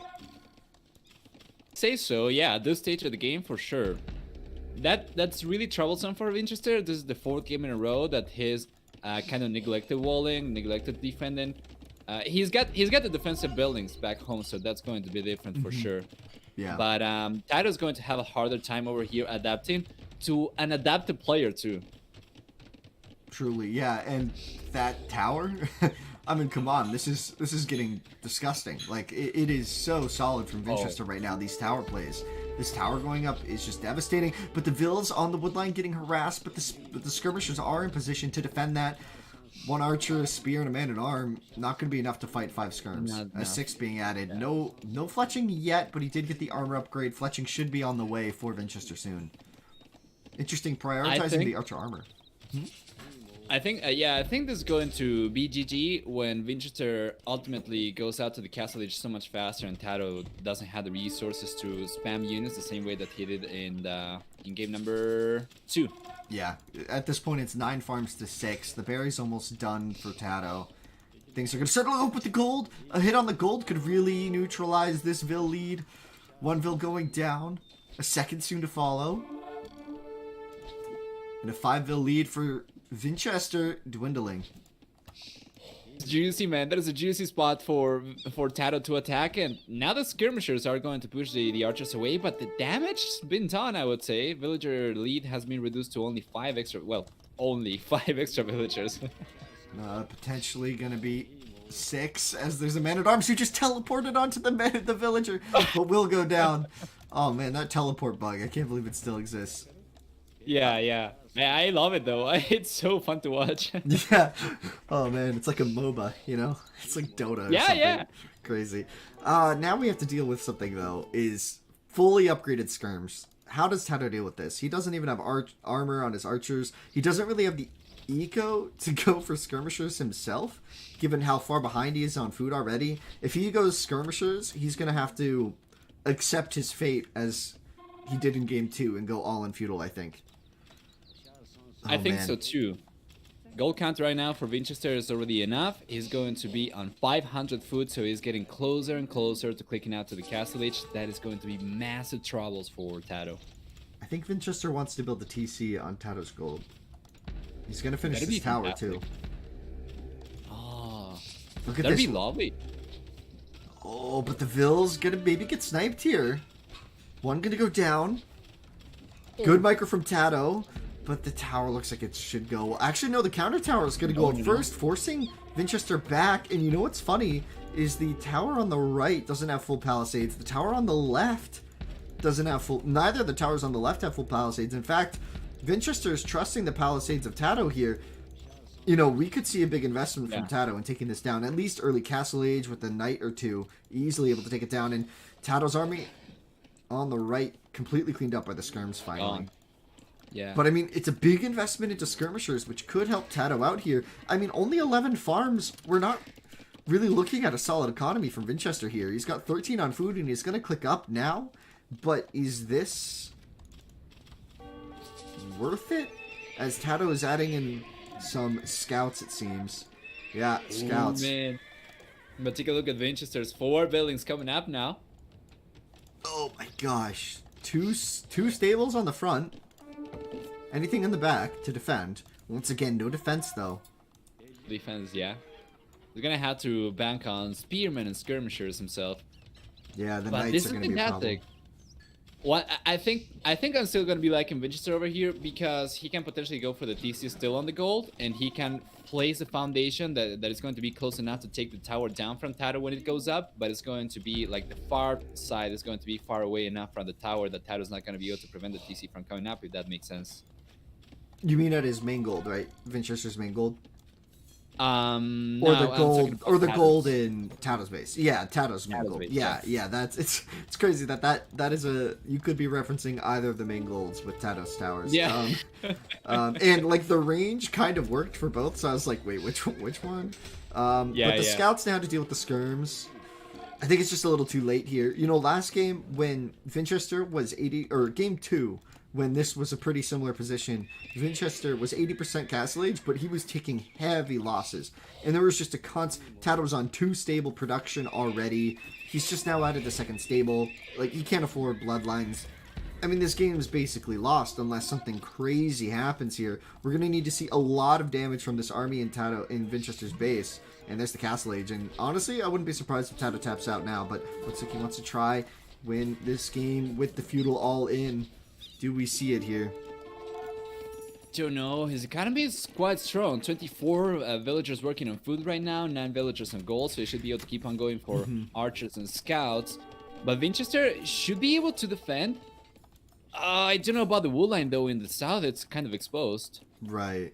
Yeah, this is tough. He's gonna add that TC in, but with how many archers is that? 10 archers? 9 archers? As long as he can 9. keep them alive against the skirms, that TC could potentially get denied. TaToH spotted it too. He's moving the archers in. Only 8 though now remain. Everyone that dies to those skirms is just DPS lost. And now the tower on the front gonna go down to the knights. Or that's not a tower from TaToH, but the scouts and army on the front gonna go down to the knights. And oof, what a difficult position for TaToH to play from now, as the knights are just uncontested at this point. And the TC went up. Wasn't able to deny it in time. This position is all but lost for TaToH, who's got us an exposed woodline on the north and calls GG when he sees the knights coming in. Man, That was brutal game, position. man. Yeah, the skirmishers from TaToH for Vinchester rather over there basically bought him enough time to get the TC up. Otherwise, the archers would have been able to get so many villagers down. Perfect. So, let's see. We are gonna be jumping into game number 5 with an even series, 2-2 score so far. I'm so Looking pumped. fantastic. I'm so pumped. Oh man, and TaToH, you know, he had the Vil lead there, just not able to do it without the eco or the Castle Age. So Vinchester sneaking that in there, and honestly, with only 11 farms, you don't usually expect, you know, a castle on so few farms, and that may have caught TaToH off guard. But that's just sort of the thing that you need to do in HUN Wars is, you know, build orders stop being build orders when the game gets that messy. You know, this is exciting. I'm just pumped. These guys play the game like it's a different language, you know, and they are fluent in it. So you can have your build order, which is going to be your skeleton, your eco skeleton for 99% of players. But these guys, they can just bend everything to their will. They know exactly how many villagers to move where, to have how many resources in how much time. It's fantastic. That's some Avatar shit, man.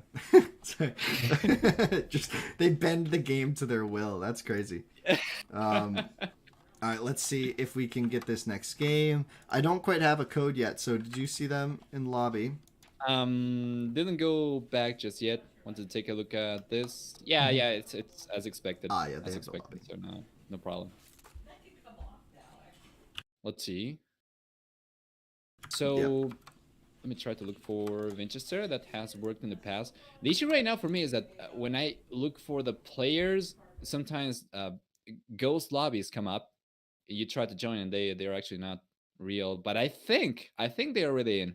No, that was a ghost lobby. Yeah, I still see them in the lobby browser. Perfect. Actually, it looks like they just stopped. Maybe TaToH's restarting or something. Or did they go in? So hard to find. Sure. I'm not sure. I have no idea. I have no idea right now, I'll be honest. It's so hard to tell. Oh, it makes you miss Boobly, huh? Whenever you're doing this. Yeah, absolutely. Who do you predict in Game 5? I honestly can't predict anything. I would say TaToH, because it's been back and forth, right? No one's won 2 games in a row. Or neither player has 2 games in a row yet. So following the pattern, it's TaToH who's going to adapt and change his playstyle. You thought TaToH would win 3-1. Well, that would be impressive for a best of 7, forcing the resignation before Game 5. It's funny. If you predicted that and TaToH went 3-0 up, and then Vinchester had a medical emergency or something, that would have been the greatest prediction of history. Yeah, indeed. I don't have a lobby ID from either of the players yet. Let me message both.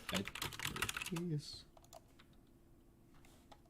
Yeah, when the game disappears from the lobby browser after refreshing, I guess that's when they are already playing it.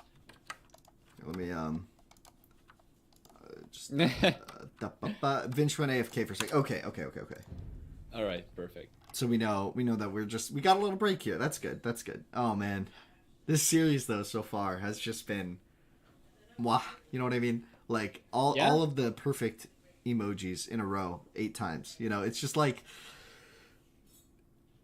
the level of skill, kind of like what you said about how these players just play it on a completely different level, and then the game just looks so different from what you'd expect, which is, I mean, I've seen some questions in the chat so far about how, you know, do Huns always go feudal like this? And I'm like, well, you know, if I were playing it, probably not, right? Not at this level, right? But yeah, with these two. Certainly not against non-Hun civilizations. Right, and that's why going into this game, before the casting really took off, we were talking briefly about, you know, what we'd seen so far and what could happen, and it's just any direction. I think we could start to see some crazier plays, but I don't know if it can get any crazier than both players drushing into like full feudal wars. I don't know if it gets any crazier than that. They are almost 3 minutes in already. Okay, so we have a lobby. Let's check. All right, perfect. Yeah, I think the only thing that could be crazier would be probably a douche or something like that. Let's see. I don't see this lobby. I see 2. I'm trying to join one. I'm not really sure if it's working or not. Oh, you see a lobby. It's working. No. The game's already playing. Okay. But it's so difficult to... So I'm going to go back to main menu. Maybe it's a bug. I tried to look for... Well, the way that I found it was just type in Vinchester with the proper capitalizations. It usually works. Yeah, you need capitals. That's so annoying. Yeah. So, I guess I'm going to introduce the maps right now. This is going to be, as Zilly Archer was saying, the loser's home map. Loser of the previous game home map. It's going to be Arabia once again. Did both of them work? Did you pick the bottom or the top one? There are 2. The top one. I don't know if it's showing up in the same order for you. That's a good point. We'll find out. Is it working? Yeah, it's loading in. We're loading in. Cool. Okay, perfect. Vinchester versus TaToH. I'm excited. I'll catch up live real quick. There we go. We are in. Oh boy. Are you fast forwarding? Did you manage to catch up? I am fast forwarding, but you go ahead and start introducing the maps. Have fun. All right. So for TaToH, on the right hand side, the blue color, once again, he's going to have the main goal and the secondary goals forward. Secondary goal is going to be on top of a hill as well. That hill can make or break the game for TaToH later on, depending on how Vinchester plays his aggression as well. That has a beautiful spot for a TC potentially. And then the third goal is going to be on the back for him, as well as the secondary stone. Main stone is going to be on the back as well too. And for Vinchester, on the other hand, he's going to have the main goal on the back, which is beautiful, much better than anything that TaToH has at this point in time. As well as the main stone. Yeah. And then for the other goals, the two secondary goals are going to be forward. I think he should be able to secure the one that's in the south if he goes for walls from the woodline towards the edge of the map. And the other one I think is probably going to end up sacrificing or walling out. Not really sure. And then the secondary stone is going to be kind of forward as well. Yeah, it's interesting here for sure. And wow, look at the barracks timing. 7 minutes already. So Vinchester gonna stick to it. I like it. I can respect it. This looks more like a Drush build though than his typical man-at-arms. Did he take? So he didn't take. Oh, he's taking gold right now. Yeah. It's going to be more of the same. Well, I mean, it's been working half the times. I don't know how to interpret this. Right. Yeah, I don't know. It's one of those things where I think with these two players, they're developing like a meta between the two of them. Yeah. And I think it's kind of one of those things where at this point, can you risk experimentation far beyond the current like list of valid permutations which Vinchester has found, right? Because he's found both success and failure so far with this build, and at this point, can you risk like just like a 20 pop scouts? Like, does that even could that even happen here? Oh man, are you kidding me? Take a look at Vinchester's 4 villagers. Oh my god. Already, man, already. He's ready to go. He's going. We're in it. It's getting messy. And TaToH's base, like you said, is kind of punishable, but he kind of read that, and he's already on his back gold there. So this could be good for him. Oh, nice. Yeah. Does Vinchester know about... Oh, he's going to find out now. He's got the scout over there. Oh, that is huge. That is huge! Vinchester knows about the gold now. Yeah, that is massive. Absolutely massive that he's able to find that there. It's... How do they... How's he going to deal with this? And there's the range, but is this going to get punished by the militia in the forward vills? Oh boy, this could be really messy. This could be really messy for TaToH. He's going to have to deal with this. Now, the man-at-arms not going to be in just yet, but that's just around the corner. Vinchester, same build order here. Oh, and there's a wall in the wood line. Oh, but he gets the quick wall. Wow, brilliant play from TaToH to see that coming. And now the scout is in his base. And here's the tower. Does TaToH know about it? Does TaToH see that tower? Oh, look at that pixel. Well, he may have seen the vills, actually, now that I think about it. He could have just seen the vills, right? Sure. I'm taking a look. I don't think so. I don't think he knows. He's not reacting at all. It depends. So the militia showed themselves, and TaToH was able to get the quick wall, right? Right. Maybe a villager showed for a second, and he saw it there too, but either way... Oh! Wait, what? Yeah, he knows. Did TaToH just get Town Watch? TaToH just got did. Town Watch! He knows. Oh, man. He knows. These guys are getting into their own meta. Like, you can't even consider it. That's the beauty of HUN-WARs, is that because of all the possibilities, so much can happen here. And now, Vinchester gonna try and break around the back here. Does that work? I mean, another tower on the woodline could be really solid, but then you're kind of forcing your forward into the back of TaToH's base. You know, TaToH can just go to the front. He still has a woodline that's safe. The man-at-arms, for the most part, neutralized at this point. The gold going unpunished. And two vills going forward. Two archers going about it. What? Oh. Yeah. Oh, yeah. That's fantastic. Okay, let's see if TaToH's going to be able to do something. I was saying, on the right-hand side, Vinchester was about to break through. He actually managed to get the palisade wall down. But I think TaToH was going to be able to trap the villagers in there if Vinchester went in. Oh yeah, if he put all of his vills there, it gets difficult. Now the question is this idle time worth it for TaToH? Because you have to think about the APM requirement of two archers against vills. You can see it here. He's going to be fully investing into this micro. I guess he could just keep running it. But he killed the vill already, so certainly worth it. Certainly worth it. These two archers going to get so much value for TaToH here. And look at this. I mean, At this point, it's so predictable, right? The Vinchester's completely open. So what does TaToH do? First thing he does, rather than defend, he's just going to counterattack. But look at the micro already taking its toll. A spearman going down on the front for TaToH. He's going to have to micro 2 archer groups.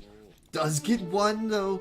One of the man-at-arms going down. The teleporting man-at-arm also goes down. That's a shame there for Vinchester. The teleport into death. Classic move. That's 2 in the series already. That's kind of crazy.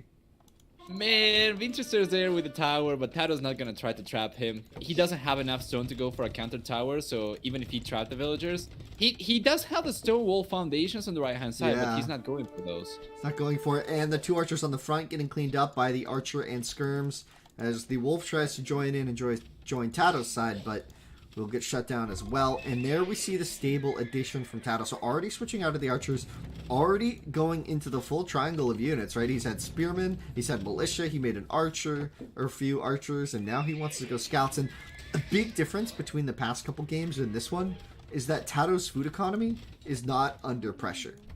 And that, I think, will be the biggest thing. Yeah. Yes, the wood got pressured for a bit, but the farms have been working comfortably, so this scout transition is so much earlier. And look at TaToH trapped the Vills. They will try and escape to the tower on the south side, and they will get free. So that's kind of some stone wasted from TaToH, as the scout in the middle of the map will get killed by the villager. The man-at-arm chasing the Vill away, and now the archers moving in to defend the gold mine of TaToH.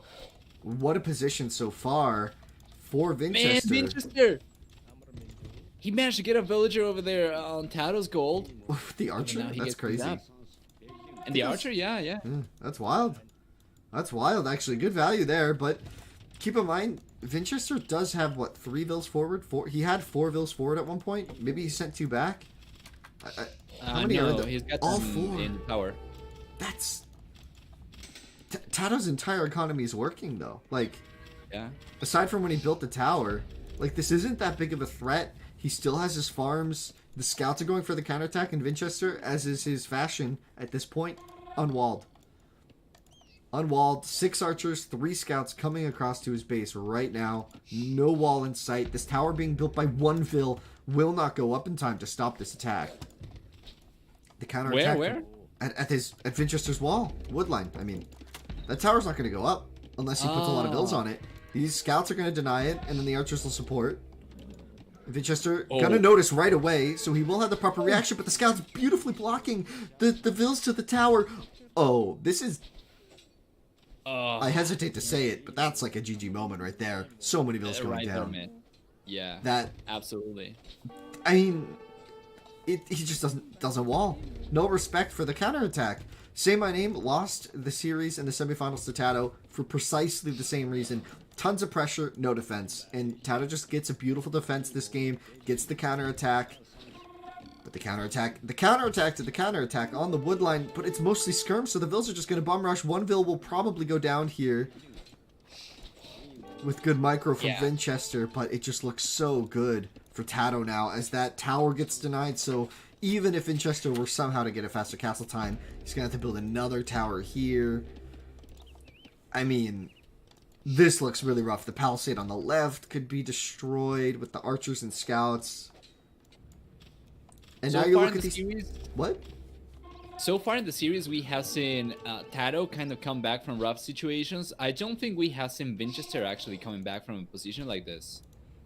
Yeah, it's a 5-Vill lead for TaToH, and I would be shocked if he were to somehow lose this. Now, that being said, Vinchester... Solid player, right? You can't discount him just yet, but is he even going to delete this tower in time? 20 HP, 16, 8, 4, 0. He just lost that tower. Yeah. And he calls GG. Okay. He didn't delete the tower in time. He's going to get denied off of his golds. The scouts can just run past the TC at this point. Wow. What a defense. Really exciting opening there for Vinchester, but unable to get his forward to the main resources of TaToH, right? He only denied 1 woodline. That simply isn't enough for a tower rush to be effective, right? The farms never touched, right? The farmers worked the entire game.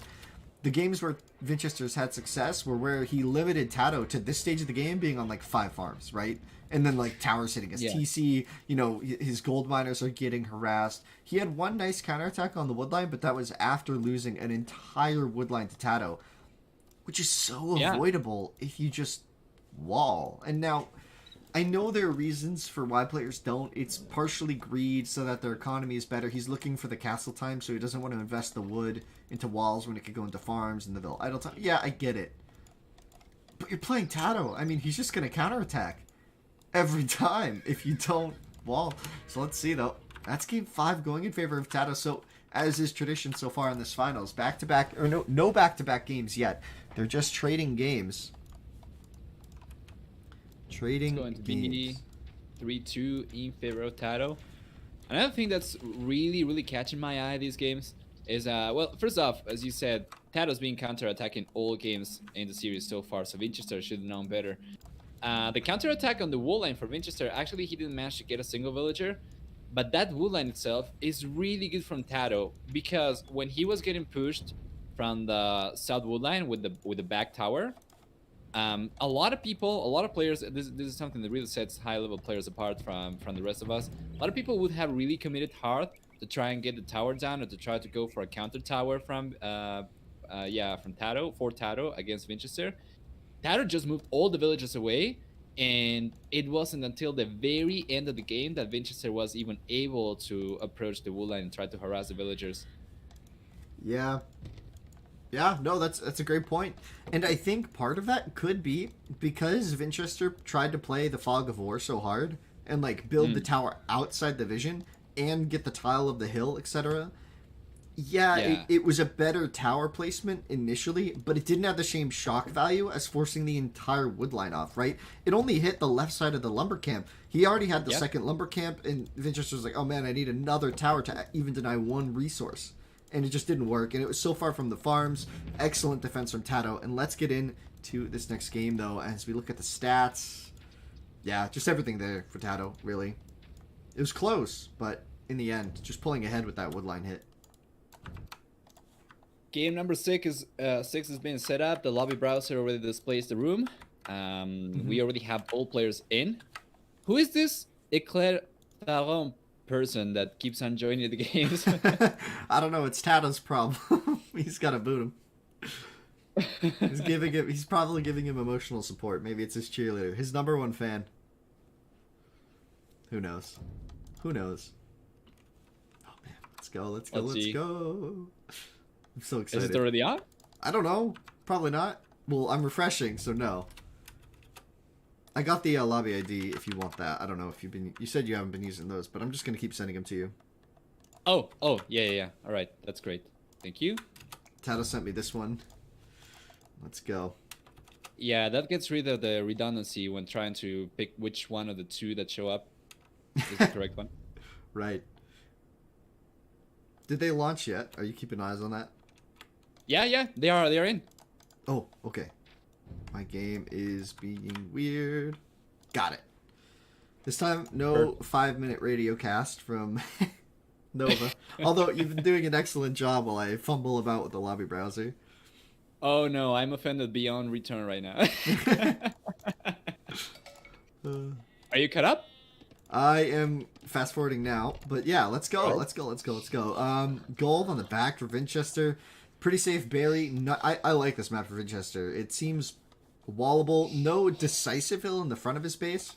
Although there is a hill on the backside, it doesn't seem like too much of a problem. It doesn't stop him from, TCing that second gold really evenly or easily. One palisade on the far left will wall off a lot of his map, keeping him really safe. Yeah. This is a beautiful map for Vinchester.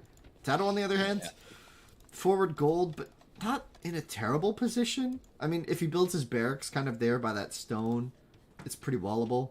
If you consider all the aspects of it, looks decent, honestly. It looks decent for both players.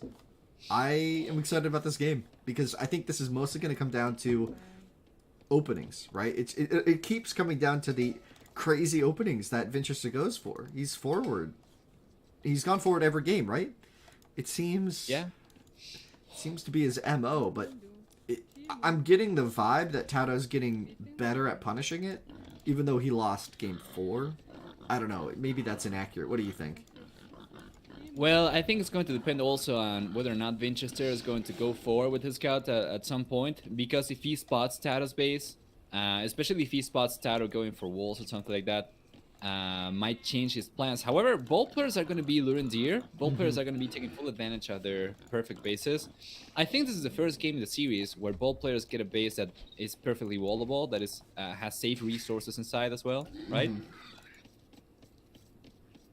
Yeah, no, it's a nice map for both players for sure. Definitely workable. I mean, we could see Drush FC from both, honestly, at this point.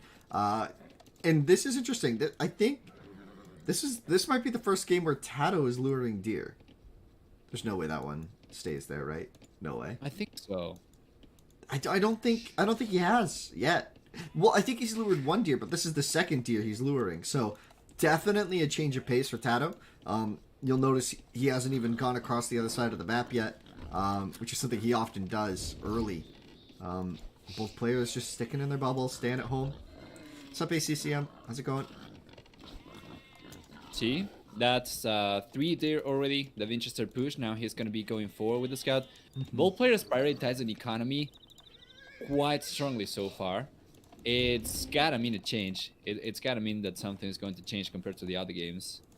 Maybe the first map where both players are like, hey, I could see a Drush FC here. Or even I could see just a scout build order not getting severely punished by militia. Right, that's correct. What is the scouting information like for the guys? Let's see. They're TaToH both doesn't now know where heading out. Winchester is. TaToH was only able to get 2 deer in the time that Vinchester was able to get 3, but ultimately that shouldn't be that big of a deal. Like, I mean, it's a bit more food, but that's pretty minimal because it's still villager time at this point, you know? Vinchester managed to find TaToH already. TaToH still doesn't know where Vinchester is. I'm not really sure if Vinchester... We don't have any walls coming out for TaToH, so Vinchester is not going to know what TaToH is going to go for in the end. And we don't know if TaToH is going to fast cast or not. It's already on 19 villagers. This looks like a scout build order. 21 pump scouts to me. Loom coming up. Vinchester doing something very similar, in my opinion. No, Vinchester going Drush. Once again, he got the 10 gold. Got the 10 gold that he wanted, so he's going to go forward with that. And TaToH, look at that wall. Wow. Whoa. oh boy, does that slow down your farms. But against the militia, look at that. TaToH's going to try and wall the entire left side of the base first, leaving kind of that center, like, downwards, southerly area, maybe for the stable and barracks. But this is really going to delay his barracks, even. Well, he's got a decent amount of wood. What? Vinchester, he's already saying that the militia's for. I don't think TaToH's going to be able to wall this in time. Looks like he wants to wall it to his TC, play semi-open. Meanwhile, Vinchester is going to Drush FC off this. Already 3 farms. He's going for the full wall off. He's got the map to do it. What a change of pace, though, if you ask me. What a change of pace. It looks like TaToH might even just... He's going to go scouts, but I think he's had a scout running around Vinchester's base. He's going to see the full wall off. I'm almost anticipating TaToH to do some sort of eco FC here if he can survive against the Drush, but the Vil will get caught here. The gate's not going to go up. He's going to have to fight with Vils or retreat from this wood line. One Vil might go down if Vinchester gets good blocks, and he will. Beautiful blocks. Absolutely slapped. Fantastic. Wow, that Vil dies instantly. And the wall on the far right could go punished. Great opening for Vinchester, who's playing the greedy build with 25 Vils. Absolutely, man. Yeah. The only thing that Vinchester needs to do right now to get away with the strategy is to keep the attention back at TaToH's base. So if he can just roam around, harass villagers here and there, just keep TaToH busy, he should be able to get away with this. And TaToH's not going to be able to do anything. Even, he's trapped right now. Oh, no, he's not. Yeah, I was about to say, if you didn't notice the 1-tile palisade at the start, it could be huge, but TaToH's off of his berries, so the scouts are going to get delayed, and TaToH, not realizing that Vinchester's open, is actually going to go forward here. Instead of going scouts, so he's not going to be able to defend another Vil going down on the berries. Oh, this is getting so rough for TaToH. Vinchester looks like he wants to tie up this game, and it's starting to get decisive, if you ask me. This is, his lead is getting bigger and bigger by the minute as these Vils add up in the Dark Age. 27 eco, though.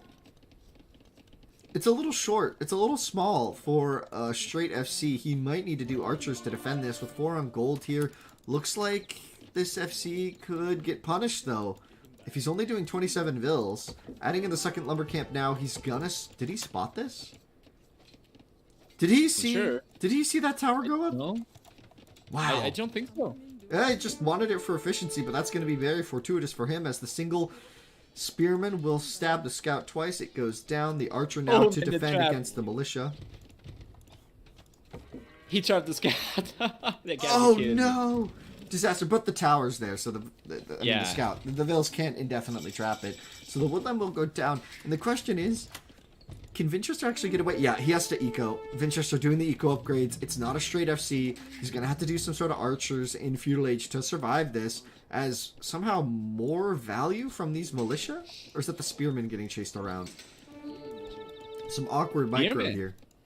Yeah, TaToH made a single spearman to help the archer fight the militia, and it stabbed the scout and killed the scout in his base. So the Drush is ultimately defended, and the Vill counts are nearly even.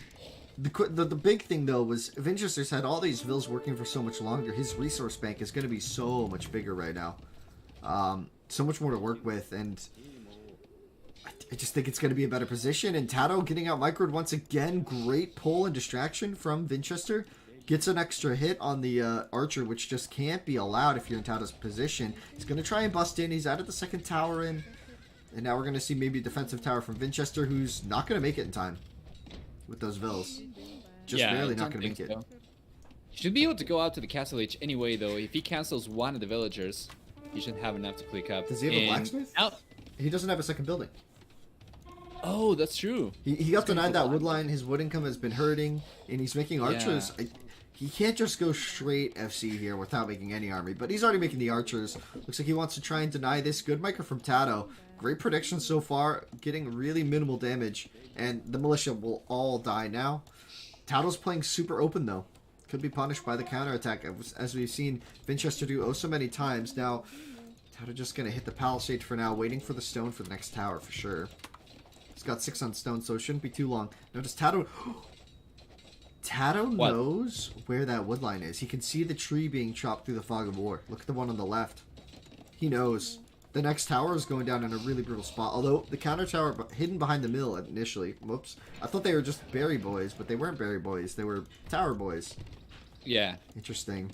Interesting Should play. be able to get that one up for sure. Now the castle age is on the way for Vinchester. Oh, he got the blacksmith on the right-hand side. He got it up. Yeah. He's got an outpost on the right-hand side. He's got plenty of vision as well, so he should be able to keep on taking wood from there without having to worry too much about anything. He's going for 2-4 villagers, though, and we can see, of course, either archer ranges or stables coming up. What do you think we're going to see here? Proxy stables, or it's either like 2 proxy stables for knights, like he's done in the past, or he's looking for like a cheeky TC spot. Like that's all I can think of. Or workshop. Because he's thinking maybe TaToH's stonewalling, and that would be the correct assessment. So forward workshop would be a really smart play, but there's double wolf to deal with, so it's going to slow it down. The forward workshop, and yeah, he's right about TaToH stonewalling. I said he's right as if that's what he's thinking, but I'm assuming he's thinking that TaToH stonewalling, which is correct. Because with 6 on stone, TaToH can certainly afford the stonewall at this point. And the build counts are just about even, so definitely not where TaToH wants to be at this stage, but...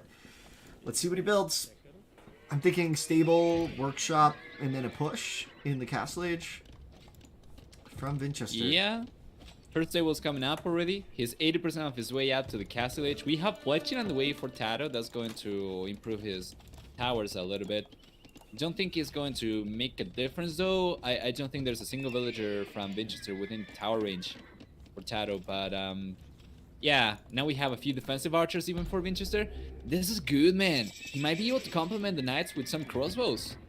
Yeah, 5 archers to defend here going forward. 2 knights coming out, and we don't see the upgrades yet. Crossbow upgrade on the way. He doesn't have fletching or bodkin, so not going to be the best crossbows in the game, but certainly enough to deal with some feudal army and to assist the knights here in breaking in. And yeah, you can see the upgrades on the skirms just so big here. TaToH going to get a nice block there. We might even see the cancellation. Yep, cancellation of the crossbow upgrade. You lose the value when there's only 3. And there it is. Workshop, Monastery wants to do a big push here. Monk, Siege. And no pikemen, but knights will be the option here. Will be difficult to punish if you're TaToH, but this is the difference. This is what we've been wanting Vinchester to do all these times. Yeah, TaToH goes forward, and yeah, it didn't work out, but what Vinchester has failed to do in all of these games is do this. Just stonewall. And look at the difference. At this point, Vinchester resigns, right? Because he has no preparation for the Castle Age. Here, TaToH, what are you going to do now? You're going to have to build a mangonel into some rams. It's going to buy him the time he needs to go castle. That being said, he needs a lot of time. He needs a lot of time. I'm expecting another, like, double layer of stonewall behind this. He's being, like, the only... Maybe a tower? He's kind of out of stone. He could, for sure. He's out of stone. He's trying to buy the stone for...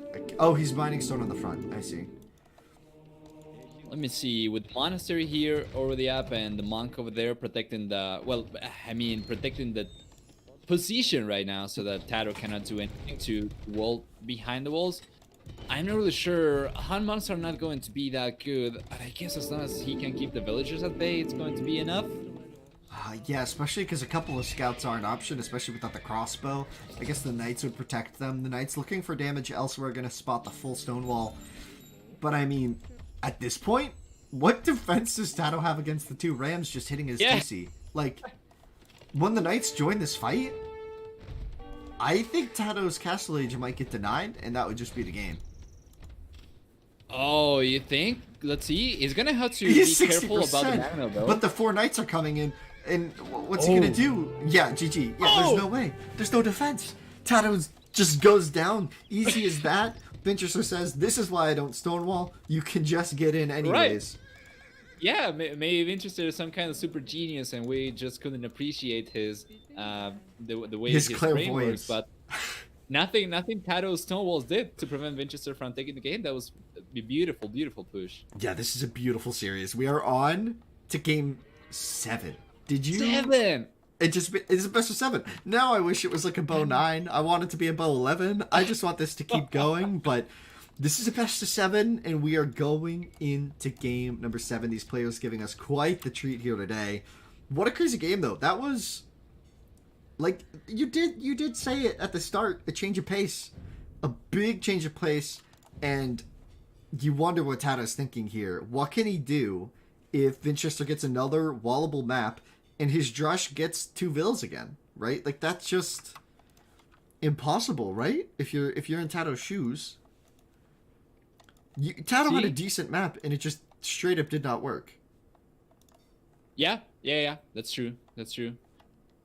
So yeah, you should make this. You should come up with a last minute change in the rules. Best of 21. As volley, you cannot win by 1, so they had to keep on going until somebody gets a 2-game lead. Oh, just like tennis. Oh no. Oh no. We'd be here all day at that rate. Yeah. I don't have. I didn't get a thing from them. Hallis, thanks for the host. Thanks, buddy. Appreciate it. Hope you had a good stream. We are on to game 7. You have perfect timing here. Game 7 of this best of 7 between TaToH and Vinchester. I just can't even understand what's happening. Do you see the lobby, by the way? I didn't get a thing. Don't think so. So that's perfect time for me to go to the bathroom there. Going to be back in 1 minute, all right? Yeah, maybe the players need a quick break here. King of the Huns, perfect. They're both in here. I see the lobby in the spectate, or not the spectate yet. They're still in lobby. The lobby browser? All right, so I'm going to hurry then. Yeah, go. Be right back. No problem. All right, guys, we have the lobby here. Welcome, everybody. 3-3. Yes, Hallis, indeed. It has been... This is what it's about. This is what makes streams come true. If you believe this series is a good game, you have to believe in Santa Claus as well. It's just a fact. Was a really nice tourney. Yeah, Alice. Yeah, it's been good so far. It was decent and good until this point. Until these two started playing each other. Then, in my opinion, this is just great. I'm just so happy. Welcome, everybody. Live in the Matrix. Welcome to the channel. Yeah, guys, sorry. I've been really focused on the casting with Nova here. We're being co-casted by Nova, or with Nova, whatever the phrasing is. Welcome, everybody. We are currently just enjoying the games that are happening live before us. Go TaToH. Yeah, spam the Doritos if you've got them. There it is. We knew it. Welcome, everybody. TaToH Army is coming to support more events. Welcome, everybody. And we are into the next game. Game number 7 in this best of 7. Oh boy. Oh boy. Let's take a look at game number 7. Oh, this map for Vinchester. Look at that gold. It's open. It is open. He's got the safe gold on the back. Oh, man. Let us see. Let us see. Safe gold on the back. TaToH's base, though. Let's see what he's got. Gold on the south side should be fine. Stone kind of on the front. This hill too far away to be a problem. The hill on the north could potentially be an issue. But he's got super safe gold. Good wood. I love this map for TaToH. I just love it. This gold kind of sneaky, kind of far away. Probably not going to matter until late game if we get there. This series has been full of very aggressive games. Very feudal intensive. Now let's see what we get in game number 7. It seemed like in game number 6, I really got the vibe that both players would have been okay with that game kind of dragging on a bit. They were both prepping with the early walls there for that castle age, which we hadn't really seen up until that point. Both players, pushing deer, both players walling up early. Seems like this series starting to get into them a bit, playing a bit safer, going for the eco approach. And that time around, though, Vinchester with the changeup, the forward workshop, just absolutely dominating TaToH. The stone walls just doing nothing for TaToH there, just instantly going down. The monastery there as well. What a brilliant play in the previous game. But let's see if TaToH can bring his A game here. Vinchester going toe-to-toe. Toe-to-toe. Game to game. Blow to blow. Whatever it is you want to call it. These two titans of HUN-WARs currently in my eye. Curious to see what we get. Yes, we have a lobby. We are excited. The hype is real, man. The hype is real. Here is the lobby ID if you didn't get it already. And I'm in game already. Oh, you're here. Sweet. Oh, I haven't sped up. I'm so excited. Today we are being joined by Nova. If you are just tuning in, Nova AoE is joining us for the cocast, and you've been doing a spectacular job, man, so far. I've been loving this. I'm caught up to live, 4 minutes, 30 seconds. Oh, man. I didn't fast forward. Oh, I just did when you sat down. Yeah, that's my bad. Thank you for inviting me, man. I'm having a blast. Dude, I love it. I love it. I just love HUN-WARs. It's just my favorite thing. And keep in mind, guys, What time are you at right now? I'm at 5 minutes, 7 seconds. All right. Mm-hmm. It's been good. It's been good. Keep in mind, guys, that if you donate to the Classic Cup below, you will donate directly to the prize pool of this event and future events as well. That PayPal is strictly for prize pool money, so it goes directly to the players who you watch on this channel. All support to them is greatly appreciated, not only by me but your fellow viewers. It's huge for the players to get prize pools. You can see these two are excellent at what they do, and they're giving us all a great show. We're all enjoying it, right? So why not donate directly to the prize pools? 100% of the PayPal donations go to prize pools on this channel. So feel free to, support what we do here. That being said, the scouting information for TaToH already in. He spotted the TC, and lucky for him, didn't take damage, although he was in danger of, getting some HP knocked off that scout, which we've seen time and time again. Scouts in HUN-WAR, that starting scout is a vital, vital resource to you and your, just everything. To everything. The forwards. And it looks like that's what TaToH wants to do, right? He's got the barracks. He's mining 10 gold, and we have a pause from TaToH. Oh. Small pause. TaToH lagging a bit. Okay, thank you guys. Thanks for the update. By the way, you sent the ID please message to me. Oh, never mind. You already got it. Perfect. Oh, sorry. I was just copy pasting something, I guess. Whoops. Yeah. Wait. Oh, I sent that to you. That would have been a while back. I thought I was messaging Vinchester, but we're good. Advanced match will not work here because it is a. Green Hawkeye on my chat says that TaToH is lagging right now, so that might be the reason for the pause. I got the same message as well. Oh, perfect. Let's see. I'll message TaToH. Hi. Lag, okay. Need to read. I'd be okay with a restart at Game 7, although this map, it would be a shame. Because we typically... Oh, man. It's a good map. Can they restore? Oh, they could restore, yeah. It's early enough to restore. Yeah. Because We'll if see the map is different, then I don't know, the player, whoever loses, might complain about the restart. Oh, yeah, restore, not restart. Sorry, my bad. I messaged TaToH about it. We'll see if we get a response or anything. Hi. Welcome, everybody. This is an exciting time to be live. And just, oh, we're back. He unpaused. Okay. And just another shout out to other events tomorrow. If you're interested in Age of Empires 1, I will be casting the finals of the AoE DE Championship, a 3v3 tournament. It'll be the finals between Hostile and Avengers, featuring the best players in the world at Age 1. It'll be exciting. It's our Bo7, so be sure to tune into that if you're curious about the Age 1 scene. That being said, we're in the finals. We're in a Game 7. I need a prediction from you, Nova. I need a prediction. Well, I'm gonna be like in Vinchester's position over here as he's about to take a villager from TaToH. Disastrous. Or is he? No, TaToH's gonna be able to get the villager on the TC or close to the TC, and after that, the Vinchester's not gonna be able to take it down. But yeah, just as I say that was probably a little bit premature. TaToH's got his own military units. He's got a few militias coming out as well. So really hard to put a finger on who's gonna be doing what. The militia battle about to happen. Oh, TaToH got caught with the right click. He's just gonna run past it. Now the scout is in. The scout is in. Vinchester was patrolling though, so he actually did damage there. And then I guess they're just okay to pass by. Neither player wanting to take the fight. Vinchester because he doesn't have his scout there, and TaToH because he knows he needs to apply pressure. He has to apply pressure this game. The pressure from Vinchester has been so much. Wait, does TaToH know he's got a hole? He doesn't know. Vinchester knows. Oh, he's going to walk right around. TaToH's full wall behind this, except for the hole. What a huge mistake. Not like this, man. But not like TaToH, forcing some quick walls on the wood line. It gets a Vil on the berries at the same time, so the damage could be reciprocated. TaToH about to check here. Saw the militia go past his base. Is now going to see the militia are in his base. Disastrous if you're TaToH. He's just going to have to run by the militia on stand ground for Vinchester. Just going to watch that Vil run home. He might be more focused on protecting his eco back at home, looking to go into gold now. Maybe wants to add in the man-at-arms upgrade. Maybe this is militia or Drush into archers are both in a huge quick wall from TaToH. The HP is completely wrecked on the forward of Vinchester. TaToH, brilliant play. Oh, that's huge. That's huge. You can't lose HP this early on a Drush. Definitely. That was a clutch villager from TaToH moving forward over there. He would have been caught off guard if it wasn't because of the villager. Oh, tries to get the trap. And look at the HP. This is Titanic. This is Titanic if you're Vinchester, right? This is...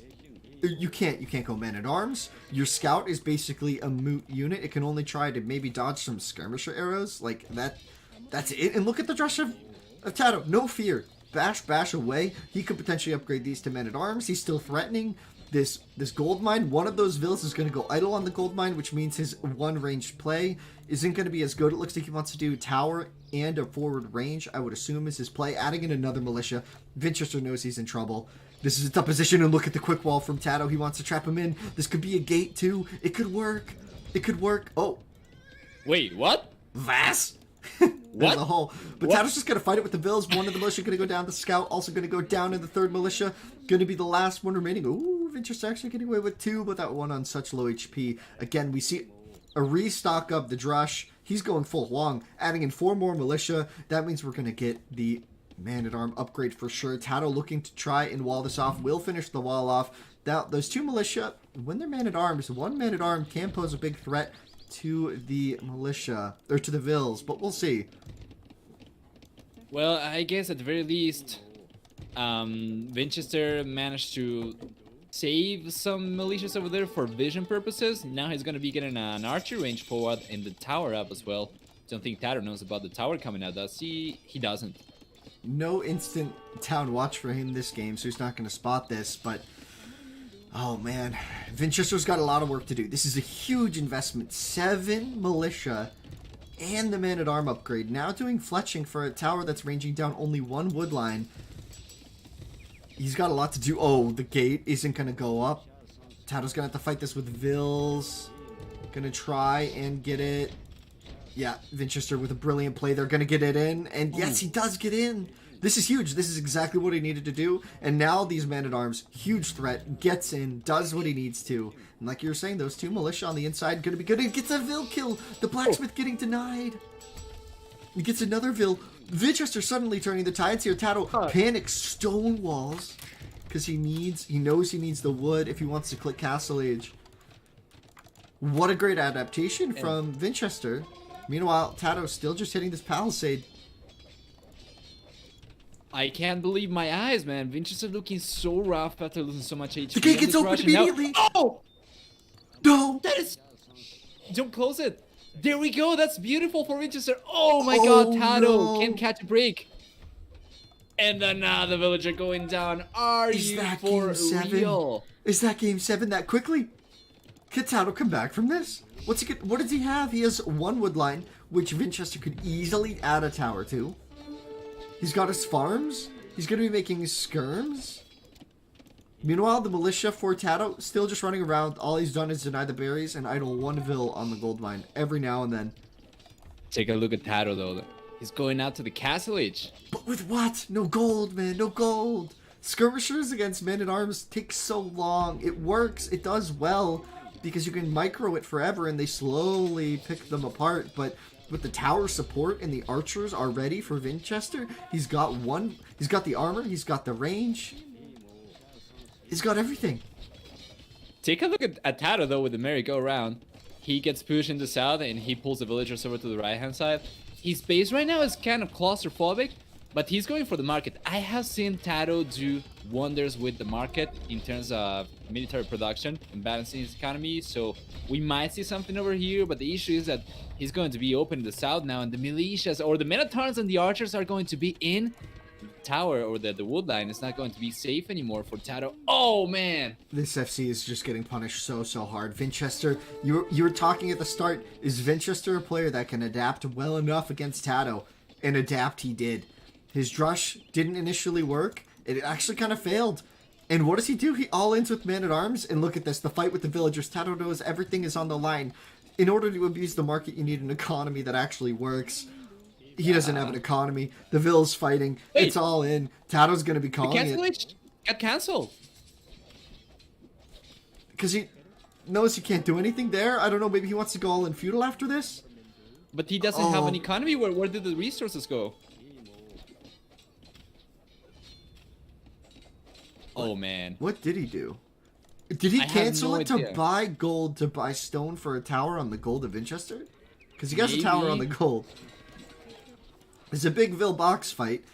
Oh, this, I don't even know how to cast this. This just got so ugly for TaToH so fast. And the quick wall on the tower, that tower can't get denied. TaToH's just idle everywhere. He needs to bomb rush a tower, maybe? That's just balling right there. Vinchester cannot do this. He should get reported. This is nasty, man. Yeah. TaToH's moving all his economy to the left-hand side once again. He's going to be taking advantage of the previous lumber counts that he got up. But we have the archers over there. We have the archer ranges. Oh, it's open still for Vinchester to get in and start doing damage. Damn. Yeah, this is just so beautiful. I mean, like you're saying, TaToH is basically playing Wheel of Fortune with his economy, going round and round. Every landing spot he goes to is just to resign. I mean, this is awful for TaToH. What can he do? I mean, I am just so impressed by Vinchester this game. This has just been so... Look at the pressure. He's everywhere. Archers on the left. Archers on the right. It's like, what does he do? What does he do? Trying to stabilize. He's got a few skirmishers, so he should be able to clean out the archers on the left-hand side, and then he could try to use the villagers to wall the archer range, but it's a tall order, man. And the drush is going down. So much damage. So much damage. Yeah. You're so right. The drush is going down to the tower. The scout goes down. The militia goes down. TaToH just doesn't have the APM to focus on the rest of his map. Vinchester running out of economy himself. His eco a bit of a mess back at home. You know, nothing to write home about, but it's certainly better than what TaToH's working with for now. Is there a way TaToH can win this game? He's 8 Vils behind. He's got military comparatively, but he's got no space for his eco. Are you going to have an interview with the winner of the series? I did not prep one. TaToH resigns, though. And that's it? GG. That's it, man. GG. Well Can you believe there was a hole? It ended because of a hole. Yeah. It ended because of a hole. TaToH, no. Wow, what could have been, honestly, this series, it gave us everything, right? You can't complain. You cannot complain. Absolutely. Wow. That's it. TaToH calls it. All I right. mean, it was just a full disaster once that hole was Yeah. punished. Vinchester saw the hole, and what did he do? Immediately queued up 4 more militia, went to gold, sent the Vils forward, and TaToH was not prepared. He thought they were both gonna just drush FC calmly, but he had the hole, and it ended it all there. Vinchester showing he can go toe to toe with TaToH in this series. Absolutely excellent. Wow. I could not be happier with the result of this series, guys. And welcome. Thank you. Round of applause to Nova here. Thank you so much for co-casting. Round of applause to TaToH and Vinchester. They played so well, but Vinchester closes it out 4-3. There we Oh go. my. Woo! Woo, A, woo, a woo. little applause over there for Vinchester taking the series in the end. Man, having a full 7-game series is exactly what you want as a host whenever you're hosting these kind of stuff. And the series was fantastic. We saw Huns all 7 games. We saw Arabia all 7 games, but we never saw the same game twice.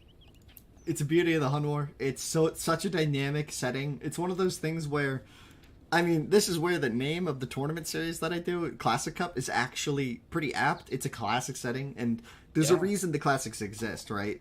I mean, sure, you can look at it as maybe old, a little too tied to the past, but maps like Arabia, there's a reason it's the favorite. Civs like Hunt Mirrors, there's a reason it was the favorite for so long. And these players showing us why. I just couldn't be happier, man. Thank you all for all of you guys who tuned in to today's stream. I really appreciate it. And, round of applause again to the players. I'll be distributing the prize pool shortly. Again, if you want to do any last-minute donos to the players, you could donate to the prize pool right now if you wanted to give Vinchester a little bit of love there for giving us such a great series. But other than that, any last thoughts, Nova? Any last thoughts? Yeah, I really like that you went for this format for the tournament. Even though we have been seeing HUN Wars in Arabia for the longest time, the fact that this is played on DE is going to make a difference. First off, there have been the balance changes, right? But then on top of that, the quality of life improvements, the lower latency, the lower lag because of server-based multiplayer also can enable you to do so many things that you wouldn't be able to do in the past. And as I said at the very beginning of the stream, when you asked me about the format, I said the first games that I saw were from 2002. Back then, players couldn't microman because it was just not possible. The infrastructure was not there. Lag was too high. And the HUN Wars that you see now are so different. They are equally entertaining, but they are so different because just technology has moved on as well.